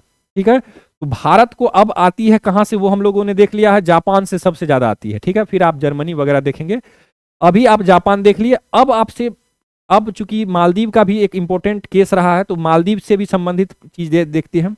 अब विदेशी देशों को भारत जो सहायता देती है, पहले दी थी जितना पिछले वित्त वर्ष में जो 2023-24 में दी थी भारत ने 5,426, लगभग 5,427 करोड़, मान के चलते हैं कि 5,454 करोड़ रुपए पहले दी थी। ठीक है, अब इस बार कितना, इस बार 2024-25 के बजट में कितना दे रही है? तो 4,883.56, यानी कि 4,884 मान लेते हैं, 4,884 करोड़, अर्थात कमी देखी जा रही है। और ये कमी कितने प्रतिशत की है? लगभग 10% की कमी है, यानी भारत अब कम सहायता दे रही है। ठीक है, अब सबसे ज्यादा अगर देखें तो मालदीव के लिए 22% कटौती करके भारत सरकार अपनी नाराजगी जाहिर कर रही है। पहले 700 करोड़ के आसपास मिलता था, अब 600 करोड़ मिल रहा है। ठीक है, तो ये ध्यान में रखेंगे। अब ये इंपॉर्टेंट है, कितने, अगर आपसे डायरेक्ट पूछे कि कितने प्रतिशत की कटौती की गई है इस बार बजट में, तो 22% की कटौती की गई है। अगर आपसे रुपये में पूछे तो 600 करोड़ रुपये की कटौती की गई। सबसे ज्यादा दी गई है भूटान को, सबसे ज्यादा भूटान को लगभग 2068.56, लगभग 2070, याद रखें 2070 करोड़ रुपये दी गई है। नेपाल को दूसरे नंबर पे सबसे ज्यादा 700 करोड़ दिए गए। अच्छा, कुछ देशों को कम रुपये दिए गए, जैसे अफगानिस्तान, तालिबान सरकार बन गया तो अब उसे कम भारत मदद कर रहा है। अफगानिस्तान हो गया, बांग्लादेश में भी अभी सरकार उतना इंटरेस्टेड नहीं है। बांग्लादेश, म्यांमार, लेटिन अमेरिकी, इन सब देशों के लिए जो आवंटन की गई है सहायता राशि, वो कम की गई है। लेकिन कुछ ऐसे देश हैं जहां पे आश्चर्यजनक रूप से देखी जा रही है कि बजट में उसमें वृद्धि, सहायता राशि में वृद्धि की गई है। नाम याद रखना, हो सकता है आपसे पूछ दे, श्रीलंका, अफ्रीकी देश, मॉरिशस और सेशल्स। ठीक है, मॉरिशस याद रखेंगे, सेशल्स याद रखेंगे, श्रीलंका याद रखेंगे और अफ्रीकी देश। लेकिन लेटिन अमेरिकी देशों को कमी की गई है। अफगानिस्तान, बांग्लादेश, म्यांमार के लिए कमी की गई है, ये ध्यान में रखेंगे। ठीक है, चलिए अगला है, छठ पूजा किन माहों में मनाई जाती है? मार्च और नवंबर, जनवरी और अक्टूबर, जनवरी और अगस्त, नवंबर और जुलाई, पूछा हुआ प्रश्न है। तो छठ पूजा किन माहों में मनाई जाएगी? तो आंसर है मार्च और नवंबर, मार्च, अप्रैल और अक्टूबर, नवंबर। तो उस हिसाब से तो मार्च अप्रैल में चैती छठ मनाया जाता है, और जो मुख्य छठ कार्तिक मास में मनाया जाता है शुक्ल पक्ष के षष्ठी को, वो है अक्टूबर नवंबर में। तो मार्च अप्रैल याद रखेंगे, अक्टूबर नवंबर याद रखेंगे। सेम यही प्रश्न था, इसका आंसर मैंने आपको एक्सप्लेन करके दे दिया है। अगला है विश्व व्यापार संगठन। अब आपको पता है किसान आंदोलन हो रहा है अभी, और बात की जा रही है किसानों की मांग है कि भारत सरकार जो है वो मिनिमम सपोर्ट प्राइस तय करे, उसके लिए कानून लाए, एमएसपी के लिए कानून लाए। तो अब कानून लाने के लिए सरकार को डब्ल्यूटीओ से विथड्रॉ करना पड़ेगा। तो अब आपसे प्रश्न पूछा जा रहा है कि विश्व व्यापार संगठन, एक बार आप जरूर पढ़ लें, चाहे वो पीटी के लिए हो, मेंस के लिए हो, जिस भी विषय के लिए हो, आप डब्ल्यूटीओ को अच्छे से पढ़ें। तो विश्व व्यापार संगठन की स्थापना किस वर्ष हुई थी? ऑप्शन है 1990, 95, 48 या फिर 2001। तो इसका क्या आंसर जाएगा? 1995। ठीक है, पहले थी GATT, लेकिन अब हो गई है, चूंकि सर्विसेज भी जुड़ गई थी तो WTO बना दिया गया, और 1995 में 1 जनवरी 1995 को इसका मुख्यालय पूछा जाएगा तो जेनेवा में। अगला प्रश्न है, सतत विकास हम लोग सस्टेनेबल डेवलपमेंट का नाम सुनते हैं, तो इसका थ्योरी निम्न में से किसने प्रतिपादित किया, थ्योरी सिद्धांत किसने दिया? विश्व बैंक, ब्रेटलैंड आयोग, NITI Aayog, reserve bank of India. तो सतत विकास का सिद्धांत ये किसने दिया है?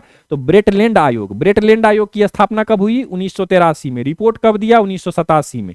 इसीलिए इसे ब्रेटलैंड रिपोर्ट भी कहा जाता है। और सस्टेनेबल डेवलपमेंट यानी कि विकास हो, लेकिन ऐसा नहीं हो कि पीछे सारा खत्म हो जाए, ऐसा हो कि भविष्य के लिए भी बचा हुआ रहे। ठीक है, तो सतत विकास यानी सस्टेनेबल डेवलपमेंट, इसे ही धारणीय विकास कहा जाता है, तो ये भी ध्यान में रखेंगे। अगला है, पीएलए के सैनिकों ने यानी कि चीन की पीपुल्स लिबरेशन आर्मी के सैनिकों ने मई 2020 में पूर्वी लद्दाख स्थित किस घाटी में घुसपैठ की थी? इसके बाद से ही वास्तविक नियंत्रण रेखा पर भारत और चीन के बीच गतिरोध बना हुआ है। थुमथांग घाटी, लाहौल घाटी, लेपा घाटी, गलवान घाटी। तो मई 2020 में पूर्वी लद्दाख स्थित गलवान घाटी में, याद रखेंगे कहां पे? तो गलवान घाटी में घुसपैठ हुई थी। कब हुई थी? मई 2020 में। और गलवान घाटी में भारत और चीनी सैनिक के मध्य झड़प कब हुई थी? तो मई में तो आई थी, वो लोग घुसपैठ की थी, और जून में 15 से 16 जून की रात को 2020 में यह घटना हुई थी। अब अगला है, स्पुतनिक 5 क्या है? रूसी बम, चीनी जहाज, भारतीय रक्षा तंत्र, कोविड वैक्सीन। तो स्पुतनिक 5 क्या है? ये पहला कोविड वैक्सीन है जो कि रजिस्ट्रेशन जिसका हुआ था, पंजीकृत टीका बना था। दुनिया का पहला पंजीकृत टीका कौन है? स्पुतनिक 5। ठीक है, ये कौन सा इंस्टीट्यूट की तरफ से आया था? तो गामालेया नेशनल रिसर्च इंस्टीट्यूट, ये रसिया का है। स्पुतनिक नाम ये रसिया से, याद रखेंगे आप। अब है मैथ का क्वेश्चन, यदि दो संख्याओं का अंतर उन दोनों में से बड़ी संख्या के 25% के बराबर है और यदि छोटी संख्या 30 है तो बड़ी संख्या क्या होगी? ठीक है, चलिए, तो इसका क्या आंसर हो जाएगा? यदि दो संख्याओं का अंतर उन दोनों में से बड़ी संख्याओं के 25% के बराबर है तो छोटी संख्या 30 है तो बड़ी संख्या क्या होगी? ठीक है, आपसे यही पूछा गया है। तो दो संख्या का आपको अंतर डायरेक्ट दे दिया गया है कि दो संख्या है, लेकिन आपको बोल भी दिया गया है कि बड़ी संख्या के 25% के बराबर है दो संख्या का अंतर, यानी कि, और बोल भी दिया कि छोटी संख्या है 30। आपको ये तो कम से कम पता ही होना चाहिए कि एक संख्या मान के चलते हैं x है, ठीक है, और माइनस करेंगे 30, दूसरा संख्या क्या है? 30, और बोला गया है कि ये कितना है? तो बड़ी संख्या के 25% का, बड़ी संख्या क्या है? वो है x, तो x का 25%, x का 25%। ठीक है, अब ये बोल दिया है बराबर है, तो पूछा जा रहा है कि छोटी संख्या क्या होगी। अब यहां पे हम लोग देख चुके हैं कि x minus 30 equal to x into 25/100। अब इसको अगर निकालेंगे तो क्या करेंगे? 4x minus 120 equal to x आएगा। ठीक है, अगर इसको इस तरफ ले गए तो यानी कि x बराबर 40 आ जाएगा। क्या आ जाएगा? x बराबर 40। आप खुद से भी एक बार जरूर सॉल्व करें, आंसर आपको पता होने चाहिए, लेकिन आप इसे खुद से भी एक बार दो बार प्रैक्टिस करेंगे। सारा जो भी मैथ का क्वेश्चन है वो सारा प्रीवियस ईयर बेस्ड क्वेश्चंस भी है। ठीक है, प्रीवियस ईयर क्वेश्चंस को ही थोड़ा मॉडिफाई किया गया है और आपको ये दिया गया है। ठीक है, कुछ क्वेश्चन सेम टू सेम है, कुछ, लेकिन आपको खुद भी अगर प्रैक्टिस करनी है खास करके बीपीएससी एग्जाम के लिए, तो मैथ केवल प्रीवियस ईयर को ही पहले कंप्लीट करें। ठीक है, उसके बाद अगर टाइम बचे तो नए प्रश्नों पे भी आप जा सकते हैं। चलिए, तो इसका क्या आंसर हो जाएगा? इसका आंसर हो जाएगा 40। ठीक है, चलिए, अगला है 100 मीटर की दौड़ में ए 8 किलोमीटर प्रति घंटे की गति से दौड़ता है। यदि ए बी को 4 मीटर की शुरुआत देता है और फिर उसे 15 सेकंड से हरा देता है तो बी की गति क्या है? एक एक चीज हम लोग लिख लेते हैं तो आसानी से पता लगेगा। ठीक है, 100 मीटर की दौड़ है, यानी कि दूरी कितना हो गया? दूरी हो गया 100 मीटर। किसके लिए? तो ए के लिए। ए के लिए हो गया 100 मीटर की दूरी। ठीक है, क्यों? क्योंकि बोला गया है कि ए बी को 4 मीटर की शुरुआत देता है, यानी कि बी के लिए थोड़ा छूट है। ठीक है, बी को दौड़ने देता है, 4 मीटर की शुरुआत देता है, तो दूरी बी के लिए क्या हो जाएगा? दूरी हो जाएगा बी के लिए 93 मीटर। ठीक है, 93 मीटर हो जाएगा। अब आपसे बोला गया है कि चाल कितना है ए का? 8 किलोमीटर प्रति घंटा। चाल कितना है? चाल है ए का 8 किलोमीटर प्रति घंटा, 8 किलोमीटर प्रति घंटा, और फिर उसे 15 सेकेंड से हरा देता है, तो बी की गति क्या है? ठीक है, अब आपको यहां से निकालना पड़ेगा, यहां से आप निकालेंगे समय। ठीक है, अगर ए का समय हम अगर देखते हैं, यहां पे लिख रहा हूं, ए का अगर आप समय देखते हैं तो ए का समय बराबर क्या होता है? समय अगर देखेंगे, टाइम अगर देखेंगे ए का, तो समय बराबर क्या होता है? दूरी बटा चाल। तो दूरी कितना है? 100 मीटर है, और चाल कितना है? चाल है 8 किलोमीटर प्रति 8 किलोमीटर प्रति घंटा यानी मीटर प्रति सेकंड में चेंज करने के लिए इसे 5/18 से इसे क्या करेंगे, गुना करेंगे। आप आराम से इसे देख पाएंगे। यानी कि टाइम ए के लिए कितना हो जाएगा, 100 मीटर बटा 8 गुना 5/18। अब इसे अगर आप सोल्व करेंगे तो आ जाएगा 45 सेकेंड। कितना आएगा, 45 सेकेंड। ठीक है, अब 45 सेकेंड यहां पे आपको आ चुका है और बोला जा रहा है कि 15 सेकेंड से हरा देता है, 15 सेकेंड से हरा देता है। यानी कि टोटल अगर टाइम देखेंगे तो टोटल टाइम अगर देखते हैं तो टोटल टाइम आ जाएगा 45 प्लस 15। ठीक है, 15 सेकेंड। यानी कि 45 प्लस 15 कितना हो जाएगा, 45 प्लस 15 हो जाएगा टोटल मिलाकर के 60। याद रखेंगे कितना हो जाएगा, 60 सेकेंड। यानी कि 60 सेकेंड। अब अगर 60 सेकेंड आपको पता लग चुका है तो अब आप निकालेंगे बी का चाल। तो आपसे पूछा जा रहा है बी की गति क्या है, तो बी का चाल वही है। बी का चाल, चाल बराबर क्या होता है, दूरी बटा समय। चाल बराबर दूरी बटा समय। अब समय बी को लगा है कितना, 60 सेकेंड लगा है। ठीक है, बी को लगा है 60 सेकेंड। दूरी बी के लिए कितना था, 96 मीटर। हम लोग पहले ही देख चुके थे, बी के लिए दूरी था 96 मीटर और समय बी को लगा 60 सेकेंड। अब इसको किलोमीटर प्रति, यानी कि अगर आपको मीटर प्रति सेकंड में इसे निकालना पड़ेगा। यहां पे आपको क्वेश्चन में दे दिया है किलोमीटर प्रति घंटा, मीटर प्रति सेकंड में है और आपको दिया है किलोमीटर प्रति घंटा में। निकालने के लिए गुना कर देंगे 18/5 से, 18/5 से गुना कर देंगे तो कितना आ जाएगा, 288/50, 288/50। और 288/50 को अगर आप काटेंगे तो आ जाएगा 5.76 किलोमीटर प्रति घंटा। ठीक है, ये ध्यान में रखेंगे। ठीक है, चलिए अब अगले प्रश्न पे आ जाते हैं। 5.76 किलोमीटर प्रति घंटा। अगला है एक काम को, अब इस तरह के प्रश्न में क्या देखना है कि ए एक काम को करता है 18 दिन में, बी एक काम को करता है 20 दिन में, सी एक काम को करता है 30 दिन में। तीनों का एलसीएम लेंगे तो कितना आ जाएगा, 30 दूना 60, 18 18, तो कितना आ जाएगा इसका एलसीएम 180। इसका एलसीएम 180 आ जाएगा। अब ए का जो दक्षता है, इफिशियंसी है, इफिशियंसी अगर ए की बात करें तो कितना है, 18 दहा 180। बी की बात करें तो बी की कितना हो जाएगा 20 यानी कि 9। और सी की बात करें तो 30 180 यानी कि 6।